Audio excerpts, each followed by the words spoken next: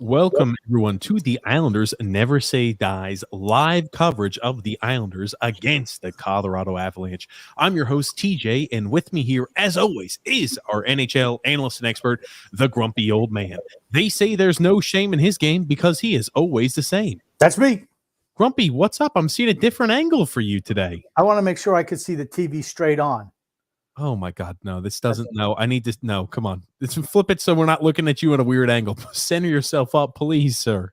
But then my head's going to be turned, and that's not my best profile this side. I don't care if it's your best profile or not, Grumpy. But for those of you who are new to the show, welcome to the Islanders Never Say Die podcast.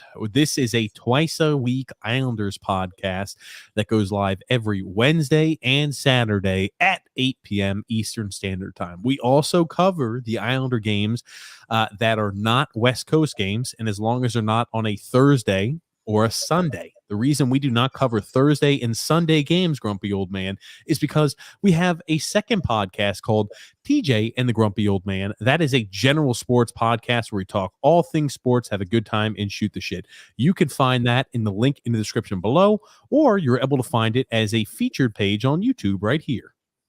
Oh, very good. Looky there, Grumpy. Tonight's game, we're playing the Colorado Avalanche. I'll let you know when I have puck drop, Grump. We just have puck drop here. Anders Lee returns back to the lineup for the Islanders, going to be playing on the third line. Matt Barzal still unhealthy. Oh, my God. Whew. They have a quick early chance. Colorado coming out firing. Unbelievable. Unbelievable is right. My gosh. I hope we're not shell shocked where we just come out and we look like we're asleep for the first 10 minutes and give up 3 goals. Oh, you have to figure this is a game where they're trying to showcase Varlamov, right? Yeah, hopefully he makes some saves tonight then, because he's not been good this year. There's our boy Devon Taves. Remember him? Who's Devon Taves, Grumpy?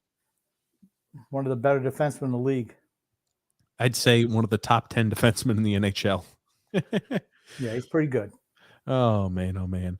But yes, we get to see Devon Taves makes his return back to the Islanders' home ice. He's never played on UBS Arena, first game on UBS Arena, just like all the other Colorado Avalanche members here tonight. Very true. So tonight, a rare Monday night game for us. I was about to say, we haven't played a Monday night game It's been a while. It's been a while. Yeah, kind of enjoyed it. I enjoy my Mondays to myself. But yes, it's I'll be interested to see what happens here. Last time we played the Colorado Avalanche, we played them on the road. We played them close. I mean, we went into the third period with a one goal lead and kind of collapsed down the stretch. Yeah. Look at average. Hey, look at them hustling. It's amazing. You start benching some of these fat cats or don't give them their super amount of ice time or play them on the first line. How they seem to try a little bit harder. Well, here's the thing: they didn't bench him. He was out for personal reasons. Yeah, they demoted him. They have demoted him though. Yes, they have demoted him off the first line to the third line. That is correct. But I mean, I'll be interested to see how tonight's game unfolds. Right? We played well against Colorado on the road. Let's see if we can carry some of that, and let's see how we look. I mean, I would argue that we look good offensively. Yeah, I thought. Actually, the last couple of games, I think we look really good. I will be interested to see if we continue that trend because remember, everybody now is opining that, hey, we play better as a team without Matt Barzal. Yeah. So I'll be interested to see how that looks tonight. If that trend continues or if that is just a temporary example of, hey, our teams play better without him. Goodness gracious. Christ Varlamov gets run over. I mean, steamrolled in front of the net. Andy Green. I don't think there was any malice behind that. Matt Martin, how is he still in the lineup? Ugh. It's a joke. I'm sorry. I don't know how we continue to roll Matt Martin out there on the ice. Yeah, I'm sorry. I call a penalty there. All right, Green throws a little thing. Green does hit him. Yeah, right. Green closes up. Why do you do that, Andy Green? Well, why is the guy trying to skate between the defenseman and the goalie, though?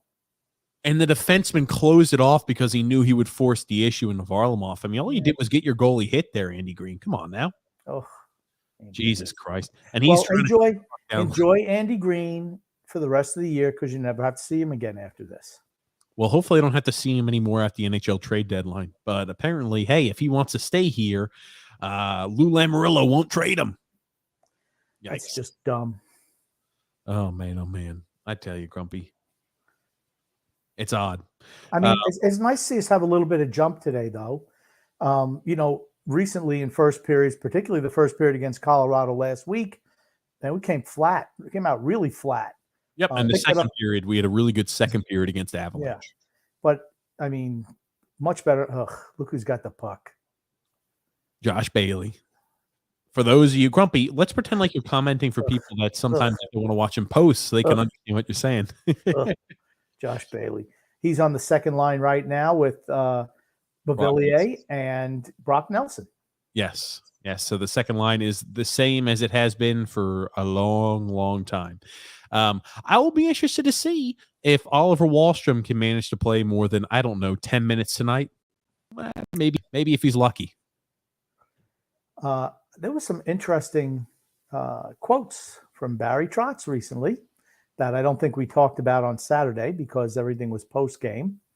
They mentioned how, Parker Wotherspoon was brought up over Robin Salo, and they said, why? The reporters asked why.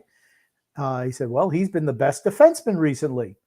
And they said, what about Robin Salo? He said, well, he should be the best, but he's not now. Shit. So it could have been that, he's maybe a little bit upset that he was sent back down. So perhaps he, hasn't been playing as well since he returned to Bridgeport. Just spitballing here. Grumpy, man, you're taking pauses long as hell over there. But you ever notice how many pauses you take? Okay, I'm not staring at a TV when I'm trying to make a point. At least I could direct my attention to you for 5 seconds. But yes, that is odd. We have not covered that. And I'm sure we're going to cover that ad nauseum on Wednesday's podcast, Grump. Yes, that's fine. And also, I'm going to send you an article from Larry Brooks, who he's written what I've been talking about for the last year and a half. Interesting. What is that? Why don't you tell us? Oh, I thought you wanted to save it for Wednesday's podcast. Grumpy, if you're going to drop it like this, why don't you tell people a little bit of what it is? Why would you tell me I'm going to send you an article? What is it about? I don't know, Grumpy. You have to give me a little. Grumpy, you got to give me a bit. Come on. You realize here. Come on. You realize when you send me things, you don't even tell me what happened. You just spring everything on me. You're aware of that, right? I don't say, hey, Grumpy, on Wednesday, I'm going to send you, we're going to talk about something on Wednesday that's a surprise, Grump. I don't say it like that. That's true. So why don't you give us an inkling of what it is that the article you're sending for the second time, please? The retooling. He's talking about the retooling and the issues they're going to have because all the veterans are underperforming and have long-term contracts. And what are they going to do to rectify that situation? What can they do? I just found it interesting. It sounds like something I could have written, actually. I was about to say, maybe he just took your lines from the podcast and show and just went ahead and copied and pasted those in there. Yeah, he's a better writer than I am, but I'm sure he is. All my bullet points were there. Let's just say that. Oh man, I'll tell you, about 5 minutes into the first period, Colorado's had a few chances. The Islanders, not so much. Well, but we're getting some offensive zone time, so yeah, we're getting offensive zone time. No chances though. Well, so. I mean, it's at least getting some zone time, but not getting any real chances. Was that not borderline offsides? They're fast. I mean, Colorado's speed is unbelievable. You're right. And here's the thing. If they were not so lax on the deep, I mean, Varlamov has been, he's been cold. What has he faced already 6 shots tonight in the first 5 minutes? Pulak was trying to take out Matt Martin in front of the net. Did he forget they play for the same team? He must have. Well, maybe look at the way Matt Martin's been playing. He looks like he plays for the other team because he's been hindering the Islanders all year long. Oh, there it is. Oh, man. And both Matt Barzal and Zdeno Chara are both out for the game today. Yes. Big Z still out. Ooh. I'll tell you, Varlamov has faced, it's going to be close to 6 shots already today. We're only 6 minutes in. Yeah. I don't know. That's what we talked about last time. How quick that Colorado can really put a flurry on you. Yeah, Bailey with an absolutely horrible turnover in the offensive zone.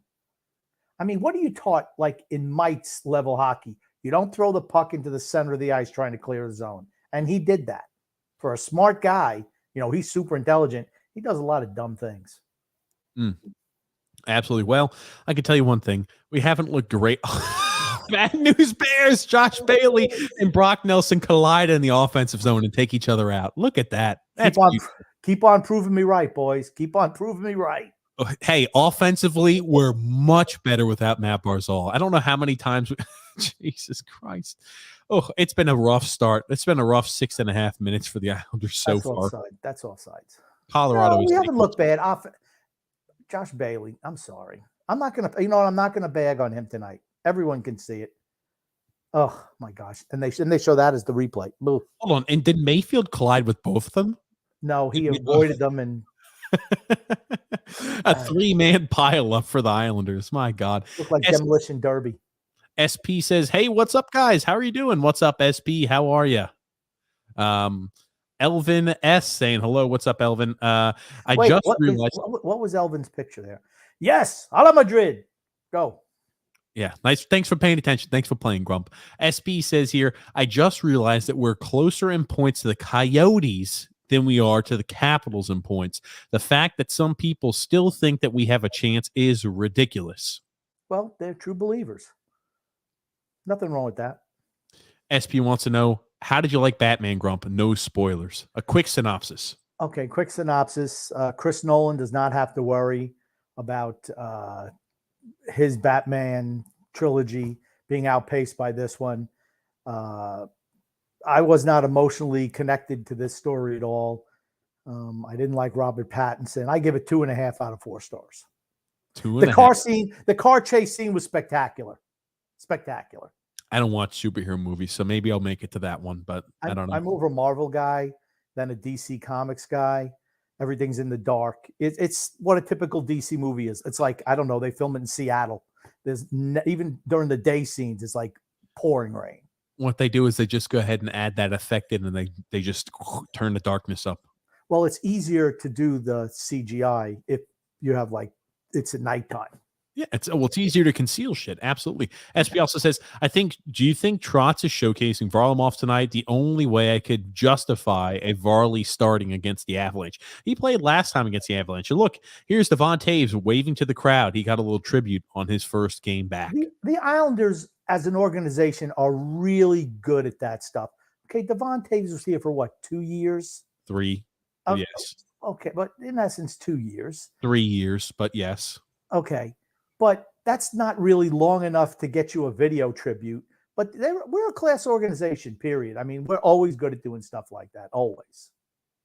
We are. I think so. Yeah. I mean, he was drafted. Think about it. He was in the same draft class. I think he's 28 years old. He didn't make it into the NHL. Oh, you're right. It was only 2 years. He didn't make it into the NHL until 2018-19. He only played 2 years with the Islanders, though. And I don't think he's 28 either. He's 28. Okay. Must have just turned 28. He did just turn 28. That's right. Okay. A young man's 28. Yeah, he's a young 28. Joseph C. saying, TJ, late again. I'm getting impatient for the trade deadline. Can't wait to see all the moves that will be made, given how many teams will be selling. That's why you got to be proactive if you're a seller right now, in my opinion. And be proactive. You don't want to be the last guy without a chair. And, what the heck was that game? Musical chairs? Yeah, that's it. Musical chairs. You don't want to have that music stop and, we don't have a chair. We're stuck with Zdeno Chara and Andy Green and Zach Parise and Cal Clutterbuck. Zdeno Chara's on the IR. I don't know. Here's the thing. I'm betting some AC joint injury. If I'm a betting man and you're going to force me to bet on an injury, I'm betting on an AC joint that was bothering him all season, that he jarred and he re-banged up a little more during his record-breaking game.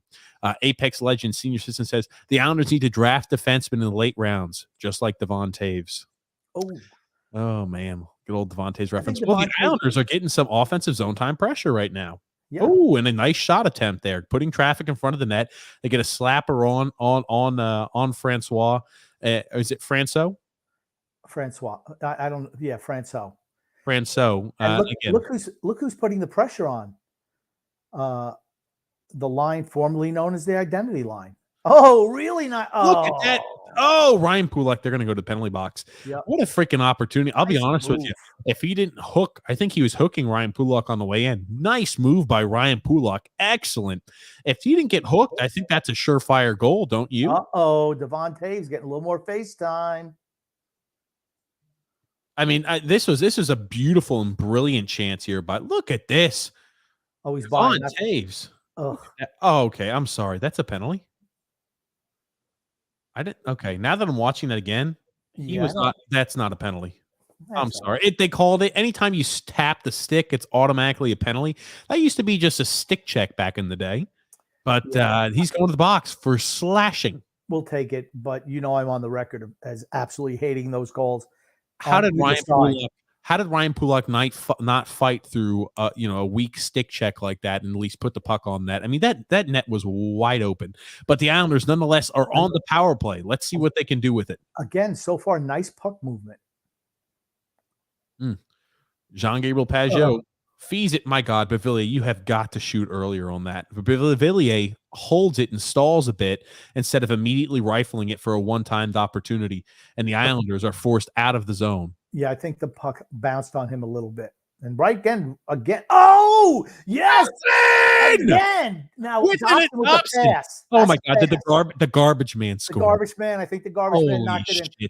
But the garbage man just planted his feet like a child. But yet, there's the garbage man knocks one in.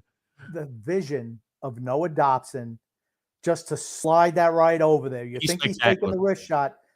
Fantastic. Another point. Noah Dobson is freaking spectacular on the offensive side of the puck. Unbelievable. Oh, look at that. How the hell did Colorado not clear that? My God, what a job. What a job. I'll be honest with you. Franco probably should have made that save. Nice play, Noah Dobson. No, he shouldn't have made that save. What are you, crazy? Okay. What are you, crazy? I don't know. Probably should have. I don't know, Grumpy. No. Okay. He's playing the shooter. He makes the pass. It's just a deflection in there.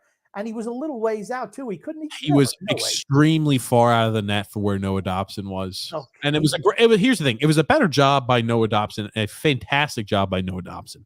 Okay, but I'm not trying to take anything away. It's a fantastic job by Noah Dobson. Yeah. I mean, I'm sorry. You cannot expect a goalie to make that save. Yeah, Noah Dobson, unbelievable.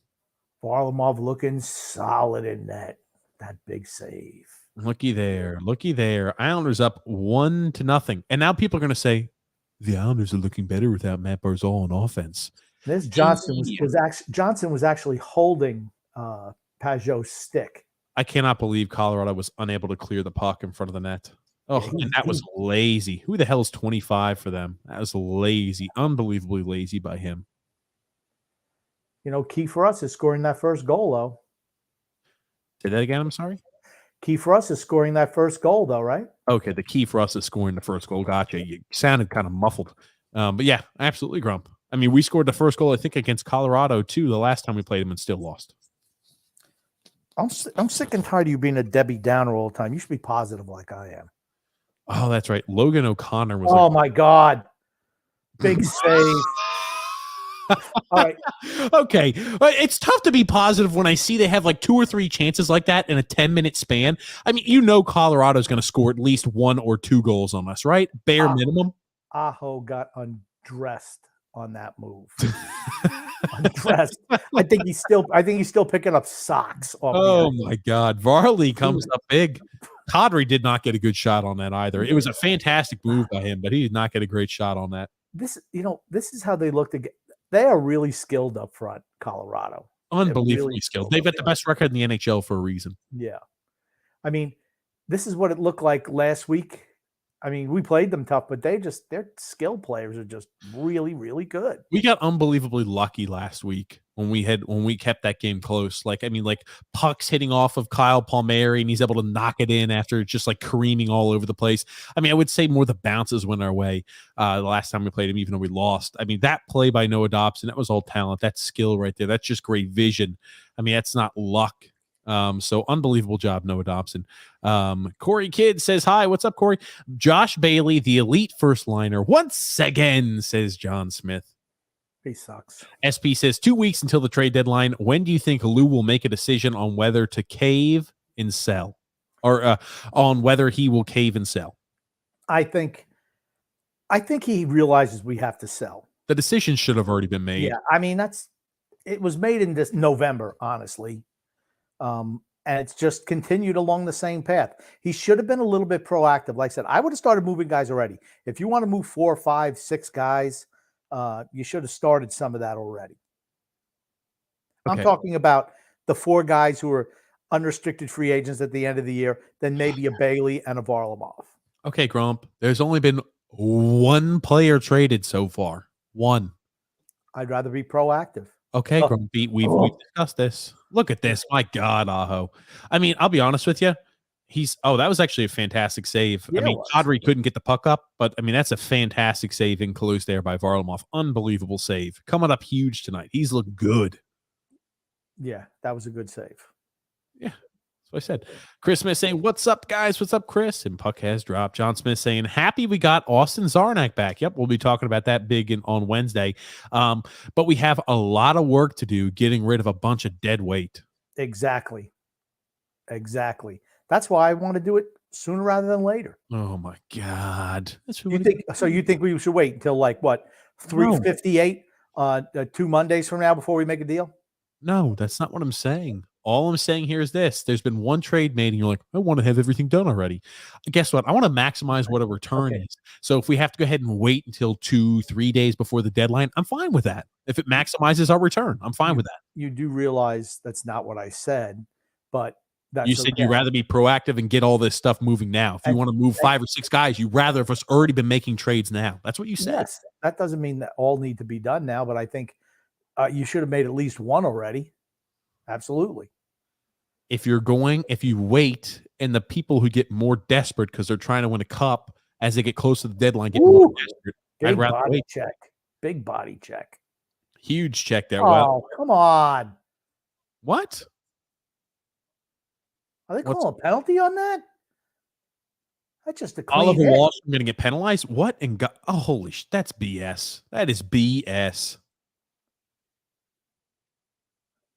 Anders Lee kind of did cross-check him a bit. And that's a clean one. That's a clean hit. That is a clean. If that's a Wallstrom penalty, that's a clean hit by Wallstrom. Maybe the cross-check on Anders Lee? Question mark? Maybe. I don't know. But I don't know. That's a clean. Jost is going to the box? How? What do you do? Embellishment. Oh, wow. Oh, okay. You're giving him an embellishment call. I'm sorry. That's not embellishment. Yeah, that's not embellishment. That's a bad call. He just got a. Oh, it's 4-on-4. Oh, that's bullshit. That is the bullshit that they do. They say, well, hold on a second. Oh, shit. We stopped playing it. That really wasn't a penalty. Okay, we'll have to give the other guy embellishment to even it out. That's bullshit. He hit him right in the shoulder. He hit him in the shoulder, and it was a good, clean hit, and the guy fell over because it was a good, clean hit. And you give one embellishment, and you give what? They gave him boarding? I'm sorry. He didn't even hit the boards. You got to hit the boards for it to be boarding, don't you? What the hell? If it's embellishment, how is it boarding?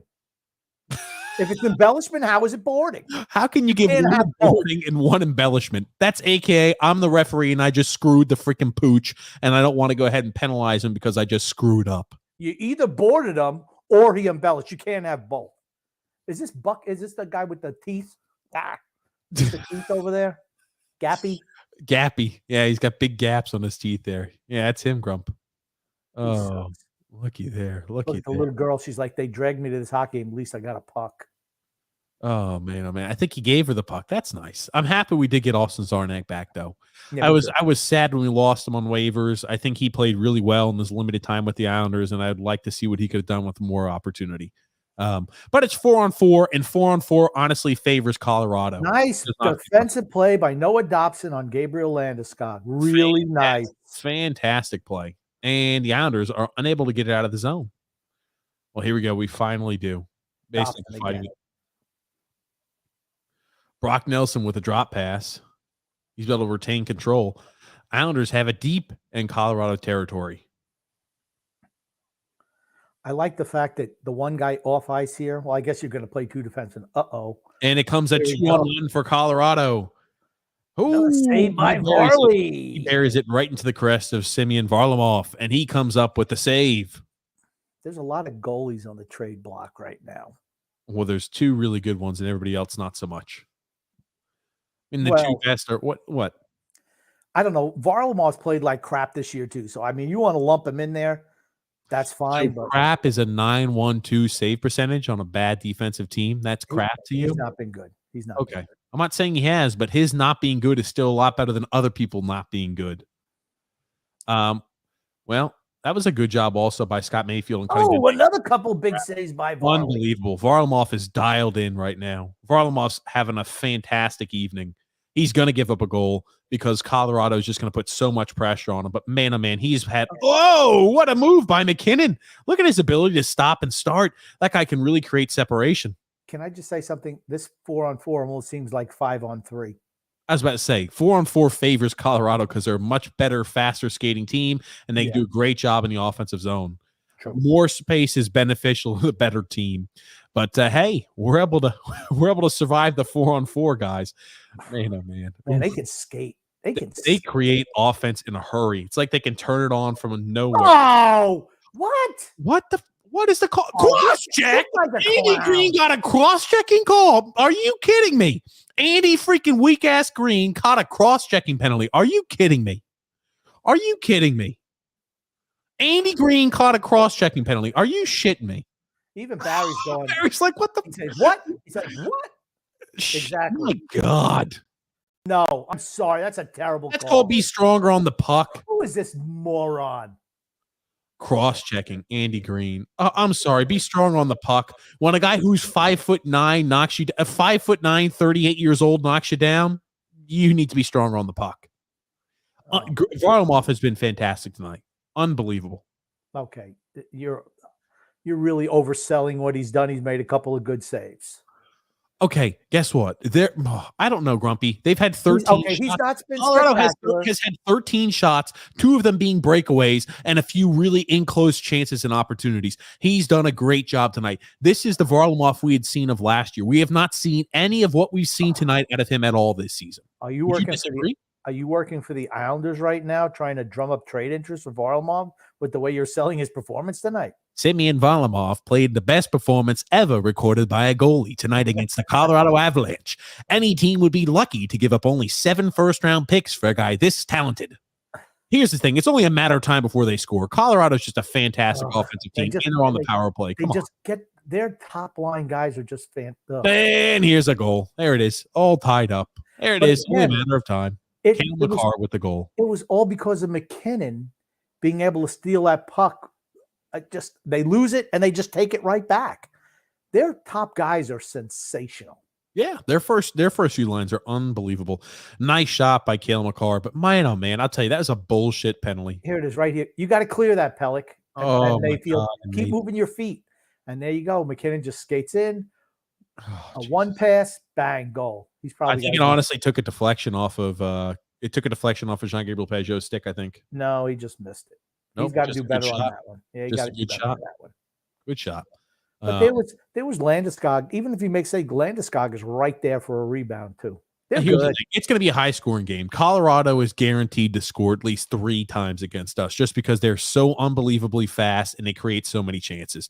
I mean, Varlamov has come up big on a few of those, and if he does it, this game could already be 2 or 3-1. Oh my gosh, what's going on? Is that not a penalty there? Well, Bavillier slid and fell. Why aren't we calling that a trip or whatever the hell? We could give it a phantom call. He tripped over the face-off dot.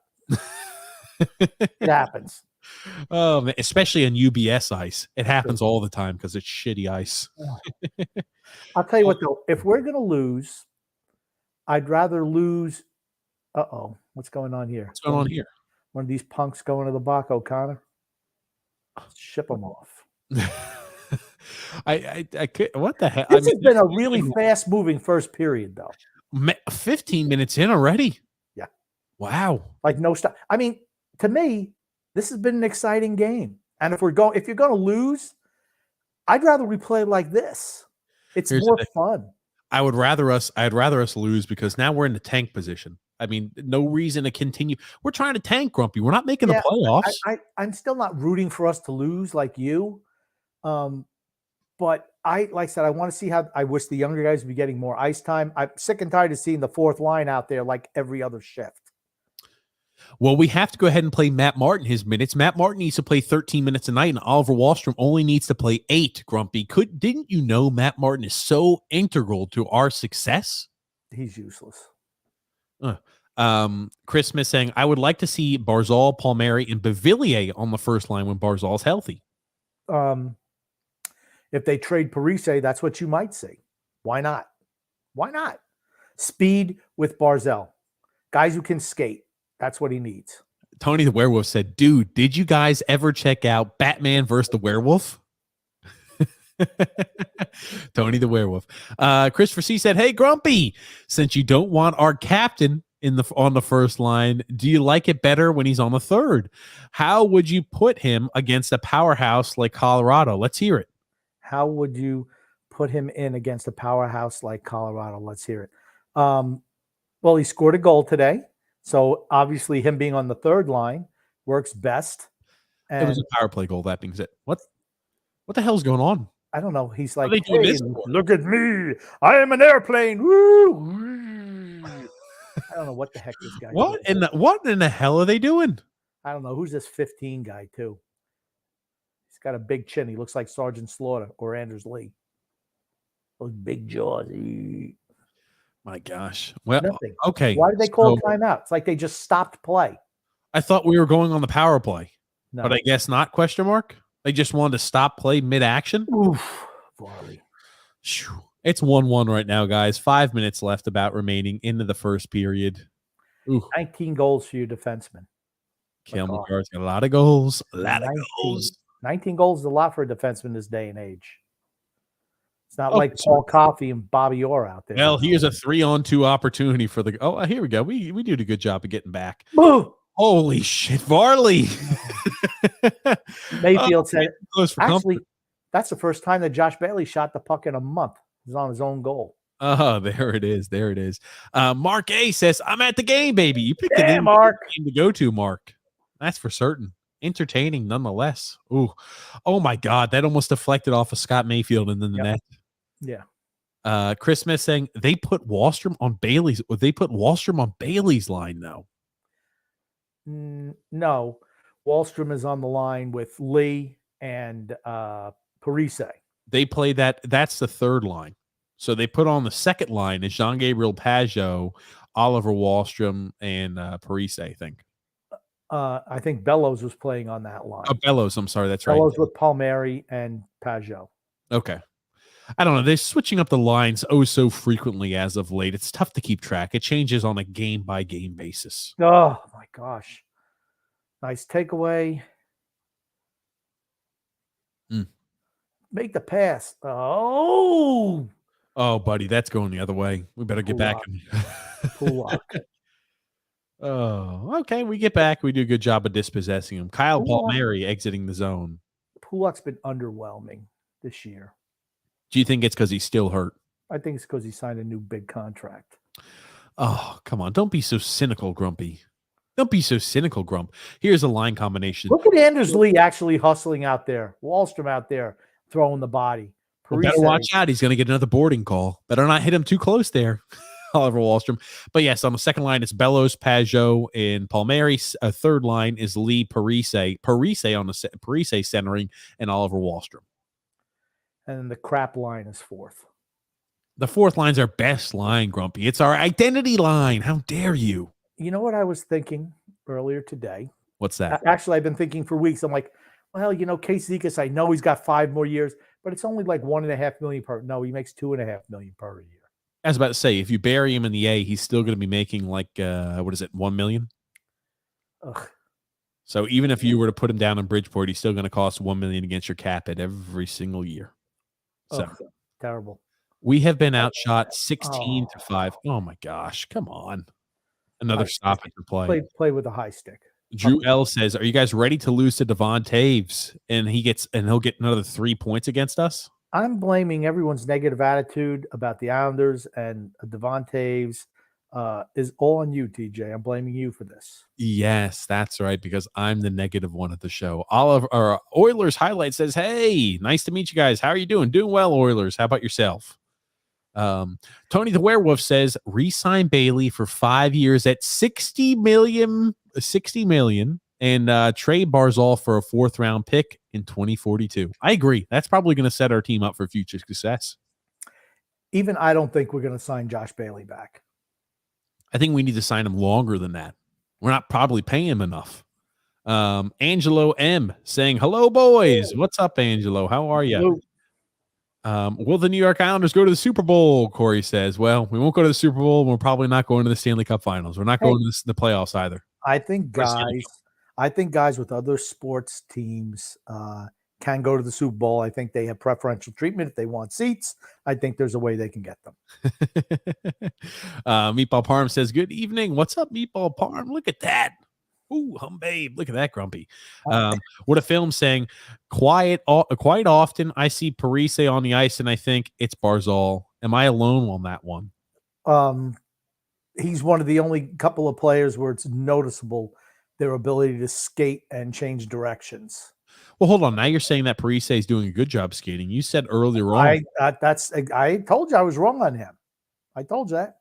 He's played way better than I thought he was going to play. Way better. And maybe he's just motivated. Because don't tell me if he played like this last year against Minnesota that he would have not been getting ice time. I just don't believe it. Mm-hmm. Maybe he was too comfortable where he was in Minnesota all those years. It happens. Could be. I mean, look at Anders Lee today. Perfect example, right? He's been invisible this year. All of a sudden, he's demoted to the third line. He's forechecking. He's coming back and playing defense. Yep. See, that type of stuff is what puts me over the edge. Guy making $7 million per, and he's like, well, I'm set. I don't have to worry. I'm Anders Lee. I'm only going to bust ass if I have my minutes cut. Other than that, I'm entitled to this spot. And I think we have quite a few players like that on this team, veterans. Quite a few. And it's hard when they get tied to large amount of cap hits to be successful when they're not putting forth the same effort. That is tough. Particularly when they're not super skilled either. You know what I'm saying? Mm-hmm. Where their game is really predicated on hard work. I never believe those guys should get ridiculous amount of contract money anyway. Guys who are hard work guys. You need some hard workers. Yeah, but you don't overpay them like that. You got to have talent. Whoa, Islander's going to have a little bit of a chance. Oh, Croc. Look at how quick Colorado is. My gosh, it's unbelievable. They're just so quick. They get in transition extremely quick. They could go from their zone into, an offensive scoring opportunity in about 4 or 5 seconds. They're just an unbelievable team in transition. If you make turnovers like we just saw in the middle of the ice, usually they're going to make you pay for it. Ooh. Bailey, cross-ice pass. Oh! My God, was that Mayfield?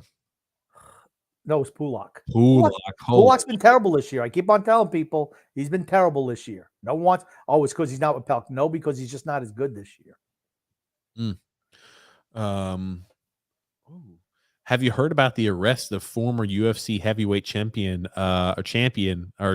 Cain Velasquez? No, I had not. I did hear something about it, but I forgot what it was because, I don't really know who that is, but I do remember the name and, it was something pretty serious, too. I think it was a murder charge. Something like that. Oof. Yikes. Look at that. I mean, they win the draw, and they just look like they're a threat to score.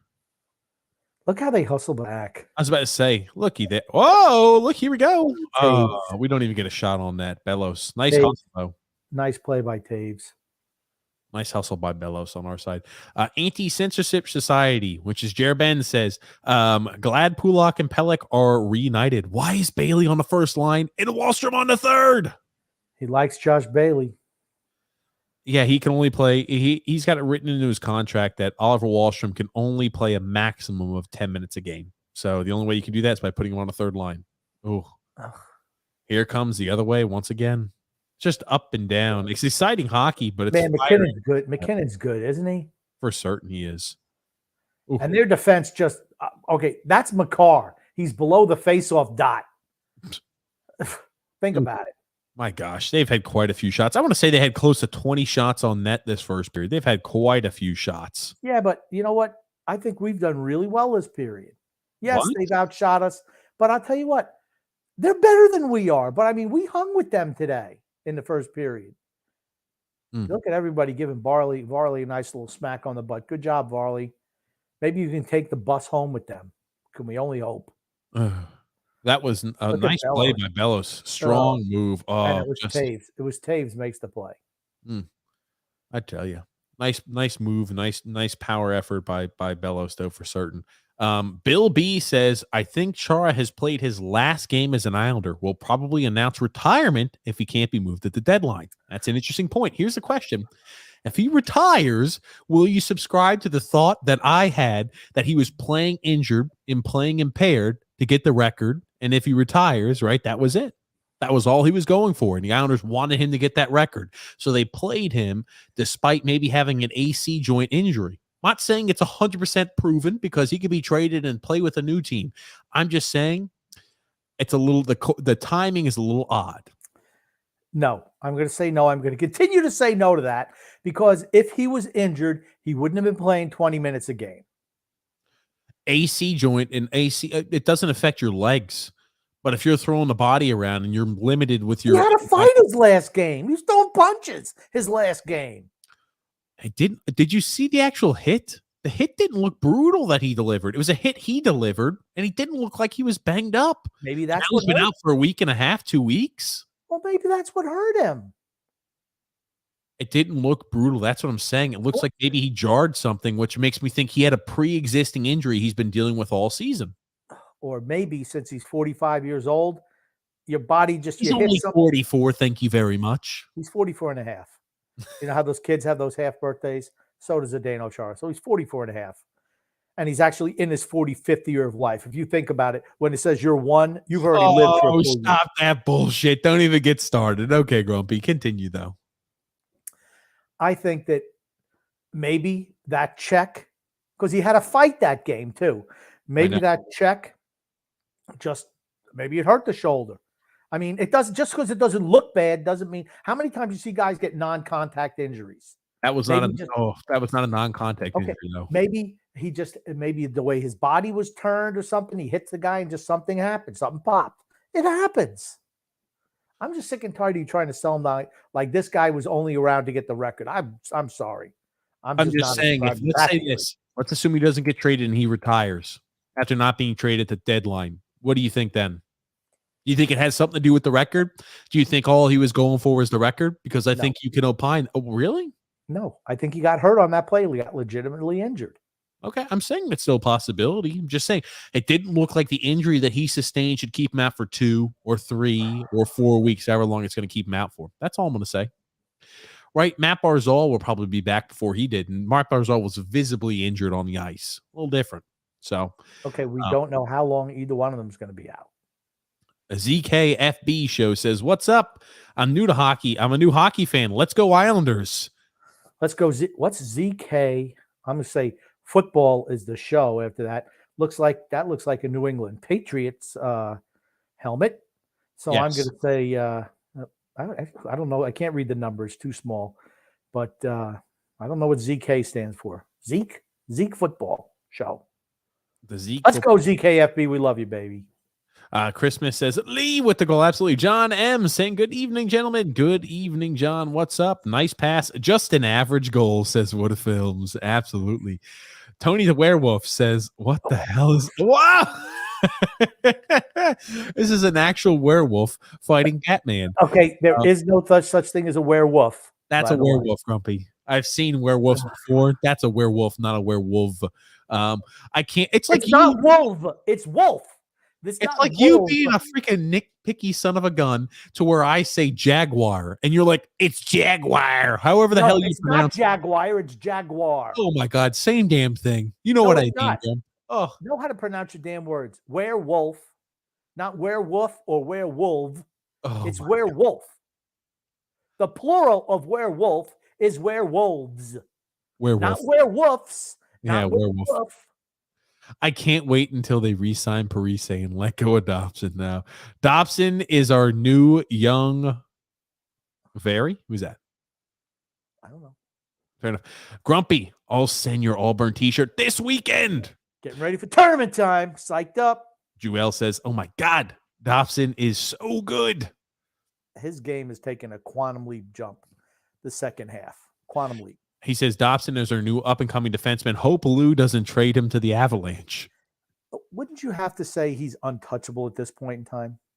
Yes, he's untouchable. Yeah. I mean, he shows moments where he struggles in the defensive zone. He also shows items where he does a fantastic job defending. The offense is going to be there. This is a guy, imagine if he played in an up-tempo style, if he played for the Colorado Avalanche, he would put up 70 points a season. Seriously, he put up 70 points a year at his age at 21. What is he, 20 years old, 21, 22? I can't remember. He'd be putting up 70 points a season. No doubt in my mind. No. How many true untouchables do we have on this team? Matt Barzal, Sorokin. I'd put Oliver Wahlstrom as an untouchable. Adam Pelech for me is an untouchable. I would put down on that list Sorokin is an untouchable. Dobson's an untouchable. Yes, I have 5. I keep forgetting about Wahlstrom because I never get to see him on the ice. But he only plays 8 minutes a night. Yeah, it's Barzal, Wahlstrom, Pelech, Dobson, and Sorokin. They're the only untouchables. Everybody else for the right price, I'd move.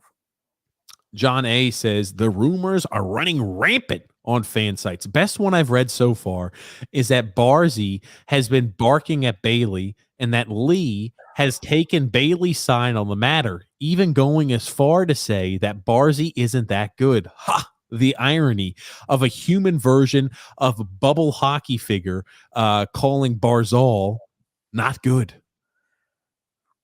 I haven't read that, thank God, because I have just felt, just reading that, my blood pressure's elevating. I can feel it. I can feel it. And I felt it as I'm reading. I'm like, Lee. And we've heard things about Lee. We've heard things about him. We've heard things. Lee's a great leader. Yeah. Let me tell you something. He's like the guy who's been the big kid on the block, and he wants to keep himself the big kid on the block. And he doesn't want anybody messing with what he's got going on. I've heard that as well. That's why he didn't like Josh Hosang, and that's what put Josh Hosang in the doghouse. He did something, apparently. He said, Lou, or whoever it was at the time period, you got to get this kid out of here. Get him out of here. We don't like him in this locker room. Okay, sure. I don't know. The more I hear about him, the more questions. I don't get more answers the more I hear about him as in the locker room. I have more questions. I'd take the C off of him right now. Give it to 13. And what Islanders site, what fan site did you hear that from? Because I like laughing a little bit, and that may cause me to laugh. I hope it's the really good Islander site. That would make. We should talk to the janitor. We should talk to the Islanders janitor. He can give us some information on that. Coach Tommy B. Meatball Parm says Michael Keaton is my Batman. Yeah, Christian Bale was probably the best Batman, though. I didn't think Michael Keaton was great in that role. But here's the thing. You got to remember, Batman, the cartoon character, is a guy like in his mid to late 40s. You know, that's the age. The Pattinson kid is reed thin, young, and can't act. That was the biggest. The acting, I thought, was just not good compared to other Batman movies. I mean, to me, the best actors were John Turturro as Carmine Falcone. Paul Dano was a little over the top as the Riddler, but he was still entertaining. And Colin Farrell as the Penguin. I thought they were the best actors in the whole movie. Jeffrey Wright is also good, who plays Inspector Gordon, Jim Gordon. But other than that, they all sucked. Sorry. Well, here is the stat line after the first period. The Avalanche have 20 shots on net to the Islanders 7. They're averaging a shot a minute. Colorado came out high flying, high octane. They've had a hell of a lot of chances. Varlamov has played well, and we've been lucky to keep the game as close as we are. That is for certain. But Colorado, I think, took it to us the first period, but unbelievable performance so far out of Varley. We're going to need him to play a fantastic game tonight to stay in it. That's for certain. John M. saying those silky hands on Nazem Kadri on the breakaway on Varlamov. Yeah, that puck took a funny bounce in between Aho's legs, right to Kadri. But Varley was there, thank goodness. That was a good first period for him. Absolutely. Jim P. What's up, Jim? How are you? He says Varlamov is going west. Dobson has been our MVP the last few weeks. Jim is a goalie. Jim's a goalie. All I'm going to say this. Noah Dobson, 51 games played, 29 points in the Barry Trotz system for a defenseman. That's hard to do. Let that sink in. Let that sink in. That's all I'm going to say. And the second period's underway. No, it's not. Oh, yeah, there it is. Oh, my God, you're right. The second period's underway. No, I'm sorry. This was the first period. Oh, my God, Grumpy, you got me. That was okay. Because the intermission was like lightning quick. I'm like, hey, I've seen that before right off the faceoff dot. It looks exactly how the first period started. So I was about to say, they didn't even give us, like, usually they'll do like a little beforehand. We'll get to see it. It was like literally they panned over to the screen, boom, immediately puck drop. And I'm like, what the hell happened here? Just to give you a little context. And again, it's not a like for like comparison, but Devon Taves, his first year with the Islanders, played 48 games and had 18 points there when he was 24 years old. I'm just saying, Noah Dobson has been spectacular this year, and he's a guy, if he was playing in a high flying offensive system like a Colorado, like a Toronto, like any of those teams, he'd be putting up video game S numbers. He could still work on the defensive side of the puck. His offensive game is taking leaps and bounds, though, and defensively, I think he's shown improvement too. Absolutely. I'm sick and tired of people selling him short defensively. He's fantastic. He's going to be our best defenseman. He's close. He's close to our best all-around defenseman already. He already is our best all-around defenseman. He's already our best all-around defenseman. Pellick is better defensively, but best all-around is Dobson right now. I want to see those two together. That's what I want to see. They should be getting 23 minutes a night. Christmas says, realistically, how can they get rid of Bailey? I just don't think he's tradable. He is Arizona. A guy, I think, I was about to say, if a team wants to get to the salary cap floor but doesn't want to actually pay, they could go ahead and move. They can move for a guy like Josh Bailey. He's got a cap hit of $5 million per, but you only have to pay him 3.5 the last 2 years of his contract. So if somebody's looking to pay somebody not very much, but to have the cap hit that counts a good bit to get him the floor, that's how they can do it. Yeah, without a doubt. Another thing about that Brooks article, he mentioned how we wouldn't have made the playoffs a couple of years ago, how bad we were down the stretch. Everything that I've said, I swear he just listened to the podcast. And, oh, yeah, shit. Yeah, that's right. I did a little calculation. Yep. Johnny Poindexter did it. What a film saying, we need Varlamov to have a great game, so Colorado will trade for him. I love Varley, but we need a good trade. Yeah. Time to move on from him. Jason Cameron saying, greetings, guys. What's up, Jason? How are you? That's a businessman's photo right there. It is. It's a professional headshot. Brian P. says, one of the lone bright spots of this season, the emergence of Dobson. Dude's becoming a star. That's right, Brian. Hey, got to lock him up long term. Martin is so slow and bad, says John M. What a film saying, hey, guys, the refs owe us a game after stealing the game the last time we played the Avs. I don't think they look at it that way. I love when you hear the referees, and you heard it this weekend against some college basketball team or something. They like, oh, yeah, sorry, we blew that call at the end. Yeah, I know you're not going to the tournament this year, but our bad. Tony the Werewolf says maybe he embellished with his voice. Like he got boarded and says, oh, I totally got boarded. Oh. It's ow. It's ow, not oh. Ow. Ow. I totally got boarded. Ow. It's not O. O is O-H. They're just O's. That's ow. Oh, I don't know, Grumpy. Oh, maybe he meant it like, oh. I don't know, Grump. John A says here, I would rather be, it would be better to be proactive and make some trades now to give more game experience to replacement AHLers. They need to evaluate who can be mainstays for next season. John, I've seen you on a few of these. I don't know if you listen to our regular show, but I've been talking about this all year. He does, Grumpy. Okay, I don't know. I don't see it. I've seen the picture a few times, but not 100 times. So thank you for commenting, John. John M says, I do like the cup he had in that picture. That's a cool cup. Maybe with a little adult beverage in there. John M says Nelson always tries to take passes on his backhand and flip the puck to his forehand. A turnover every time. It's because he sucks. Mario says Bailey's contract is very tradable. In Vegas, bet on the Avs. Yeah, I don't doubt it. I don't doubt it at all. Bad officiating tonight, and damn, getting hosed every game by the officials. I was about to say they have not been good tonight. Absolutely not. We're not the Saints anymore. No, we're not the New York Saints. What a film saying here. Oh my God, if the officiating continues like this, I'm done with hockey. Cale McCarr. Yikes, Mayfield. My dad used to say, where can we send something to the league office? Send them a letter. And my dad was pretty old at the time. He was like in his upper 80s. He wanted to send a letter to the league office. Where can I write to? Can't write anywhere. I don't think they take letters like that. Maybe you'll be waiting for a response back a year later. Yeah. Paul O.C. says, TJ, Varlamov has something to prove to Colorado because he played for them. Yeah, for certain. Absolutely. And the ref number 15 has a has a freaking crimson chin. Jesus. He's got a defined chin. James F saying, "Hi guys, what's up, James? How's all the way from Pittsburgh?"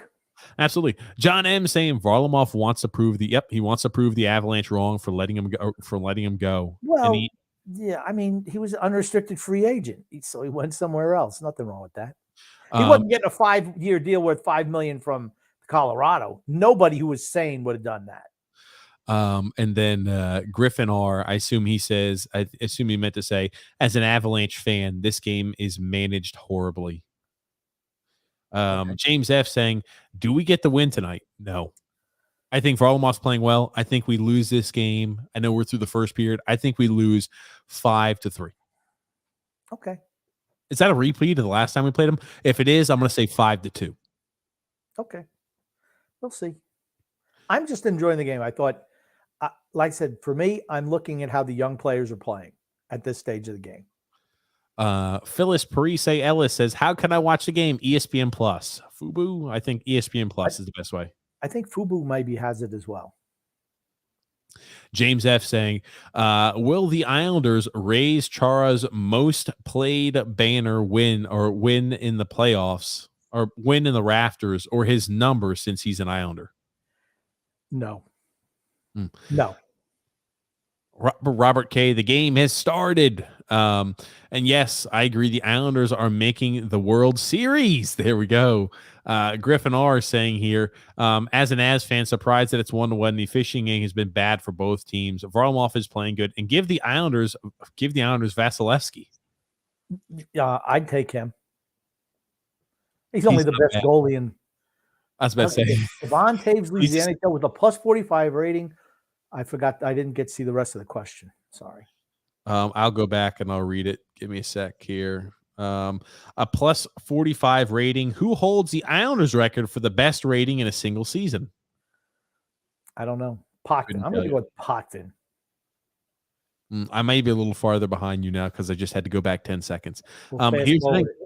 It doesn't allow me to fast forward to the same spot, or huh, Grumpy? I'll let you know when I have second period puck drop. Chris Smith saying there was an article in the Post about Bellows and Wallstrom's time on the ice, and it was a joke.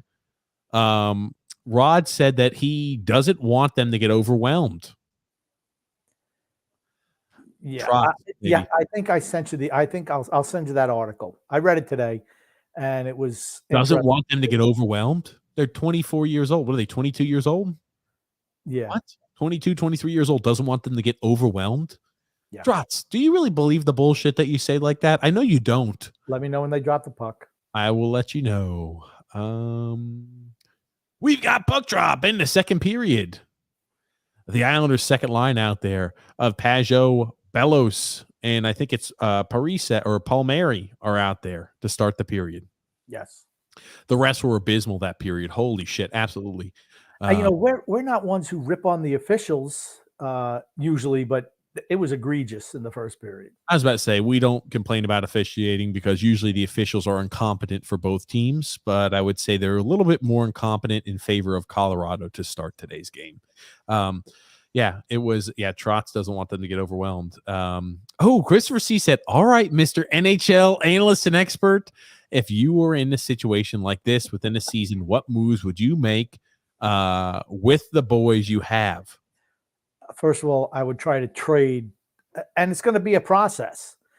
The issue that we have, Christopher, is that we have so many guys who underproduce, who are over the age of 30, who still have long-term contracts. They're going to be tough to move. That's what I'm trying to get rid of. Until that, because you cannot improve your team until you move some of those out. Whoa, the Islanders almost got an opportunity. That shot by Pelech glances and it misses the net, misfire, but Francois was out of the net, and we almost had a chance there. The forward, I don't know who that was, Grumpy, almost was able to bat that one in. A good opportunity for the Islanders early, about a minute into the second period. Yes, I thought that Francois kind of got hit a little bit by the Islander, but maybe not. And then I'd be playing the young guys the rest of the year, period. And I'd be giving them big minutes too. Because if you're not making the playoffs, and we're not, I want to see which one of some of the young guys can be part of the solution going forward. That's the whole thing I'm looking at the rest of the year. Oh my gosh, what a play. Look at that. I mean, Kadri does a good job of just dangling that there, extending it. And I mean, they get an opportunity, a prime opportunity to score there. Colorado does. And I don't want Kadri as an unrestricted free agent. Neither do I. He's 31. He's going to get paid a lot of money based on a fantastic 31-year-old season that he's having. Let somebody else make that mistake. It's an outlier. I mean, this is the best season. He's having career year when he's 31 years old. Yep. That's not repeatable. It's not sustainable. Simple as that. I tell you, they've had quite a few chances. Now, we've got a lot of Islanders that have been out there for more than a minute so far, and we're hemmed into our own zone. You don't like to see that. Yeah, not against Colorado. We could really use a frozen puck here. Take your time, Beauvillier. Okay, nice job, Cizikas. Well, I mean, Landeskog gets it back. Michael McLean says the Islanders stink. And Brian P said that is a typical Trotz's response regarding he doesn't want to overwhelm Bellows and Wahlstrom. He probably smiled when he said it too. You know how he likes to do that. For certain. Nick D says, TJ, Grump, how are you guys doing tonight? Doing well. I almost forgot you guys were on. Sorry, bros. Let the trade rumors begin. I cannot wait for us to trade some of the deadwood. And Zach Parise, who has not been deadwood, but he's actually the perfect guy to get you maybe a second-round pick. And for a guy who's 37 years old, is having a career resurgence this year, that's not a guy you want back with your team long-term. So you try to get a second-round pick. I'm all for that. And he's been really good for us this year. Really good. Nick D says, I finally get the MSG broadcast tonight. There you go. You get Butch and Brennan. Christopher C said, TJ, you can deny it all you want, but I think you're young enough to be a hell of a defenseman. No. No, the Islanders can use someone like you. Even Grump can agree with me on this. So no, Christopher, I'm way past any time for playing ability. Oh man. Here we go. Islanders have a little chance. Bellows. He's shooting the puck. He's shooting the puck. Oh my God. Then we turn the puck over. Pulak again. Bouncing. Puck is bouncing. Pulak, he just not been good this year. I'm sorry. He looks like a liability like there.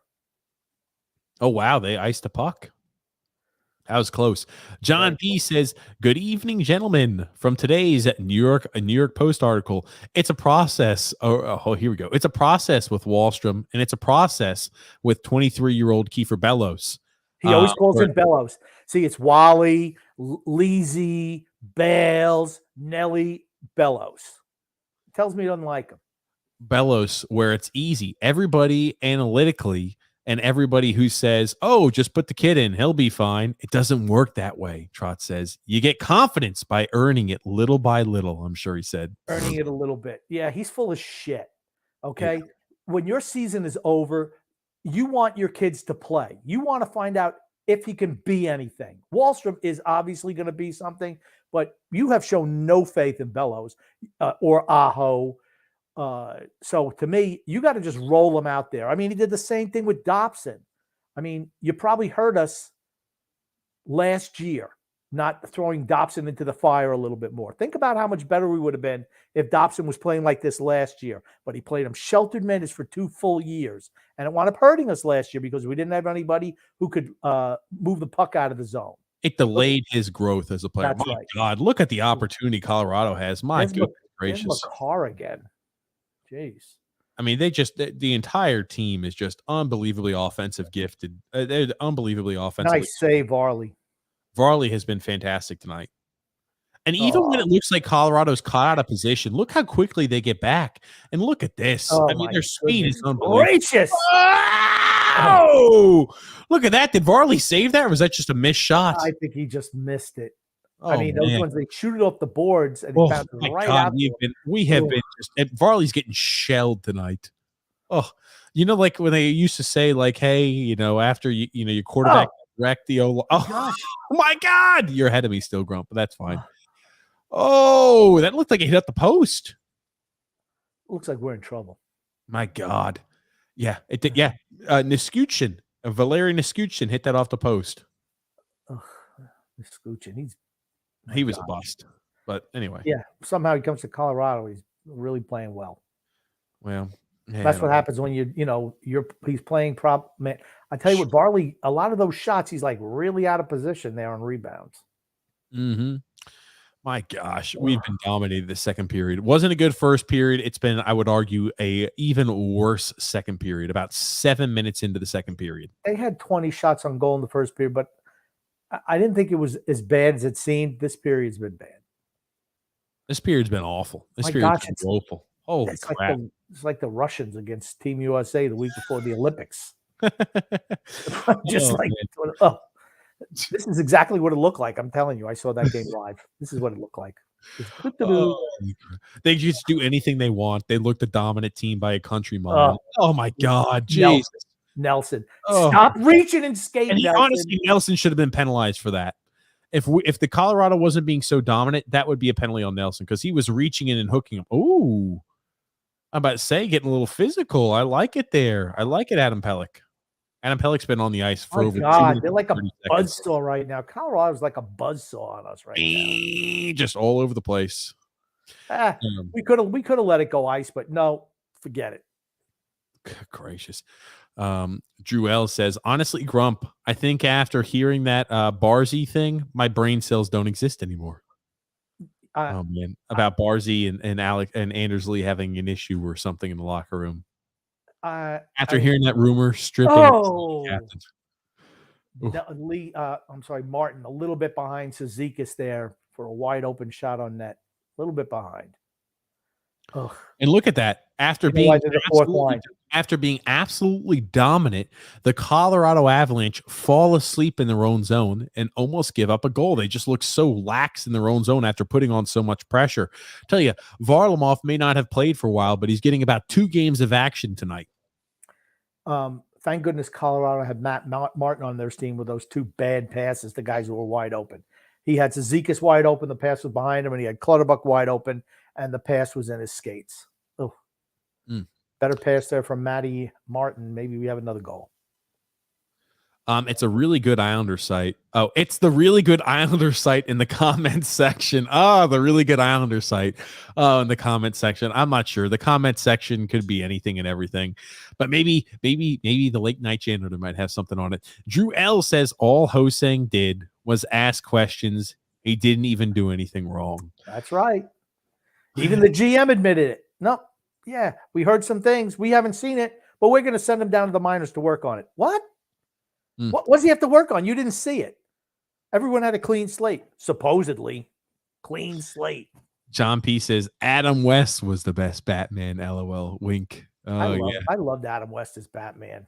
We did it on Saturday. Lou R. says, off topic, but these Islanders commercials with these artists are embarrassing. This is just my opinion. What commercials is he talking about, Grump? You know, the ones like where I guess people send, like Kim has one and the bagel guy has one. They probably sent in, hey, tell us why you're an Islander fan. And they picked them and they shot like a little 30-second spot with them. I don't mind that. And one of them's a guy. The thing that drives me crazy, you hear him mixing up his paint. Hold on. I don't remember this commercial at all. Oh, yes. It's on all the time.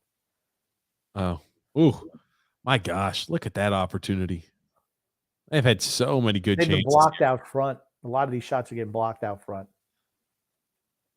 Oh, good gracious. That was just missed. That was just Pelech, missed. I think. Was that Pelech? Post. That was just missed. That was Cale Makar. That was Cale Makar who must knock those in a few times. He's having a whale of a game tonight. He's pretty good. Pretty good. Panthers are up 5-0 on Buffalo halfway through the second period. Christ almighty. Ooh. They're Buffalo, though. I mean, I just don't think they're good enough defensively. They're fun to watch, though. Max Power says, "What's up, fellas? Michelle Pfeiffer as Catwoman was pretty hot. Just saying. I didn't know Catwoman.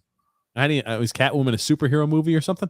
No, Catwoman is like freaking in Batman. It's one of the villains. That? How long ago? What Batman are you talking? Every Batman from Adam West. They had, matter of fact, when Adam West was there, they had 3 different Catwomen: Lee Merriweather, Julie Newmar and Eartha Kitt. And Eartha Kitt used to go, "It's so perfect." Look at that. Kiefer Bellows, good job fighting. Oh, my God. Oof. Whoop. I think that was Zizekas who just got undressed. Oh, Oh, my nice God. play by Move on. Pulak.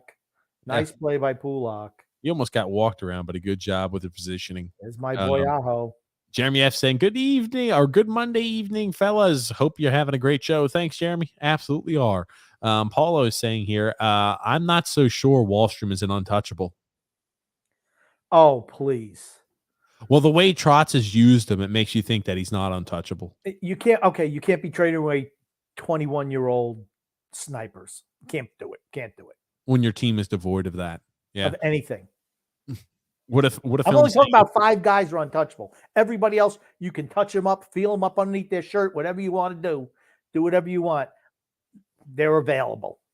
What a film's saying here. Yeah. Lee doesn't want to be the man, just like Pajama Boy. It was great to see Barzal win the points battle in the last game of the year when he was still playing with John Tavares. Pajama Boy was not happy. Pajama Boy. Oh man, good old Pajama Man. Pajama Boy. I tell you, how long do you think it is? I mean, Colorado, right? You have to figure they're fixing the score here a goal this period. They've had a lot of opportunities. 10 minutes into the second period, they've had quite some chances. They've looked pretty dominant, and the Islanders have struggled. Here's the thing, though. When you get dominated, or when you dominate someone and you don't score, you tend to lose those games. I don't know. This is the best team in the NHL. Okay. I mean, really, I thought for the most part, we could have definitely earned some points against them last time. I don't like Bednar as a coach. I know. You said that last time, too. I know. I figured I'd just reiterate it today. Druel says, I think it's time for Grumpy to read the comments from now on. Oh! What a film's saying, Lee does, and I couldn't type what I think of Tavares. So, man, oh, man. Paulo C said, TJ, at first you did say that Parise for a first rounder, and then a couple comments you changed your mind and said that you could go Parise for a second, maybe a first. That's right. Paulo, that's I don't. That's a nice shot attempt by Oliver Walsh, or was that Brock Nelson? Never mind, Brock Nelson, hell of a shot attempt. Nice job fighting through that. Nice job fighting through the contact and getting the shot off. That's why it didn't go in. Oh man. Max P said, I'm going to send a very strongly worded telegram to the league office about their officiating, Grump. That's what you say. That's my dad. He said, send him a telegram. Brian P. BP says, I read this today that Josh Bailey has scored 0 goals and had 1 primary assist in the last 16 games. There's no way that's true, is it? Why would you doubt that? I'm about to pull that up. That's crazy, guys. If that's true, that's crazy. Where's the blow pop emoji? Blow pop. Let's see here. Oh man, I'm about to pull up the complete game log. I get this ad out of here. I'll let you know if that. I'm gonna do. Don't worry, guys. I'll be pulling up. Little saying I'm a Rangers fan. Oh goodness. Well, yeah, and a Denver Bronco fan as well. Looks like. What a film saying there's no way Varley's letting in 5 goals tonight, TJ, and I hope I'm right. Yeah, he's been fantastic. Yeah, TJ. Thinking Varley's going to give up 5 goals today. Christopher Z said, sorry, boys, but I have to differ. Colorado is supposed to be fast, but they're not immortal. I'm sure they have a weakness. I don't think they're immortal either. They need to have a little bit more grit on the team because come playoff time, they're going to need that. And they can use another defensive defenseman. I don't think they're a perfect team by any stretch.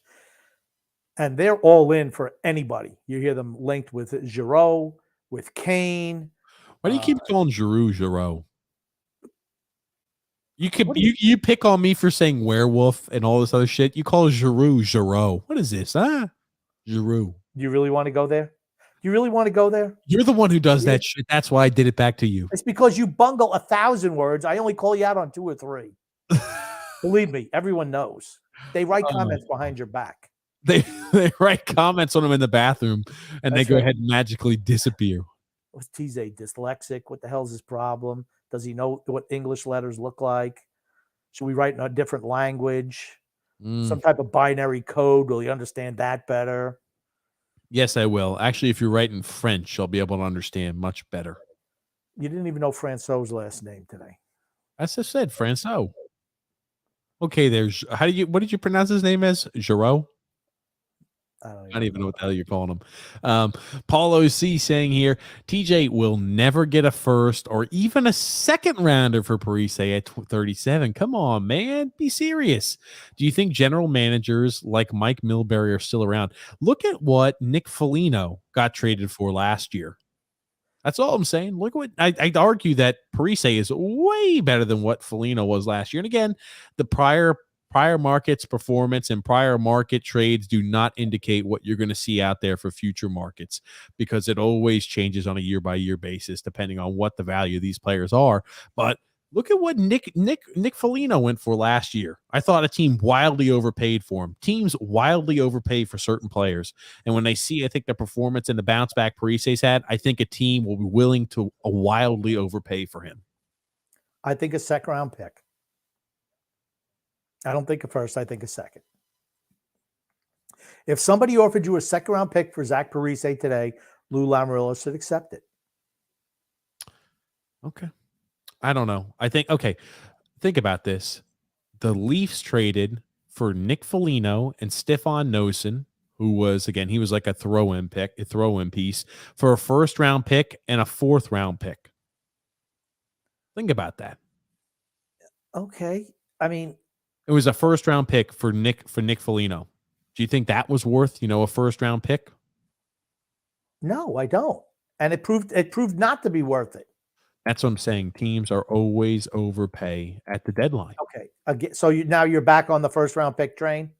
Are you back on that now? Here's what I'm saying. No. I'm saying it's going to be bare minimum a second, maybe even a first. I am showing my way of thought as why I think it could maybe be a first. Oh, just missed the tip in. Again, the fourth line is out there. Fourth line has looked good. The fourth lines are good tonight. Because they've been out there the whole game. What? It's like they're being double shifted. Seems like they're out there all the time. Here's a 2-on-1 for Colorado. And then they get caught off ice and Varley. Nice save. Honestly, Alex Newhook needs to get a better shot on that. He's got to do a little bit better. He was trying to put that underneath the arm. He's got to have a better shot on that. Sorry, Newhook. Good speed, good opportunity, but not able to get it going. Oh, look at that.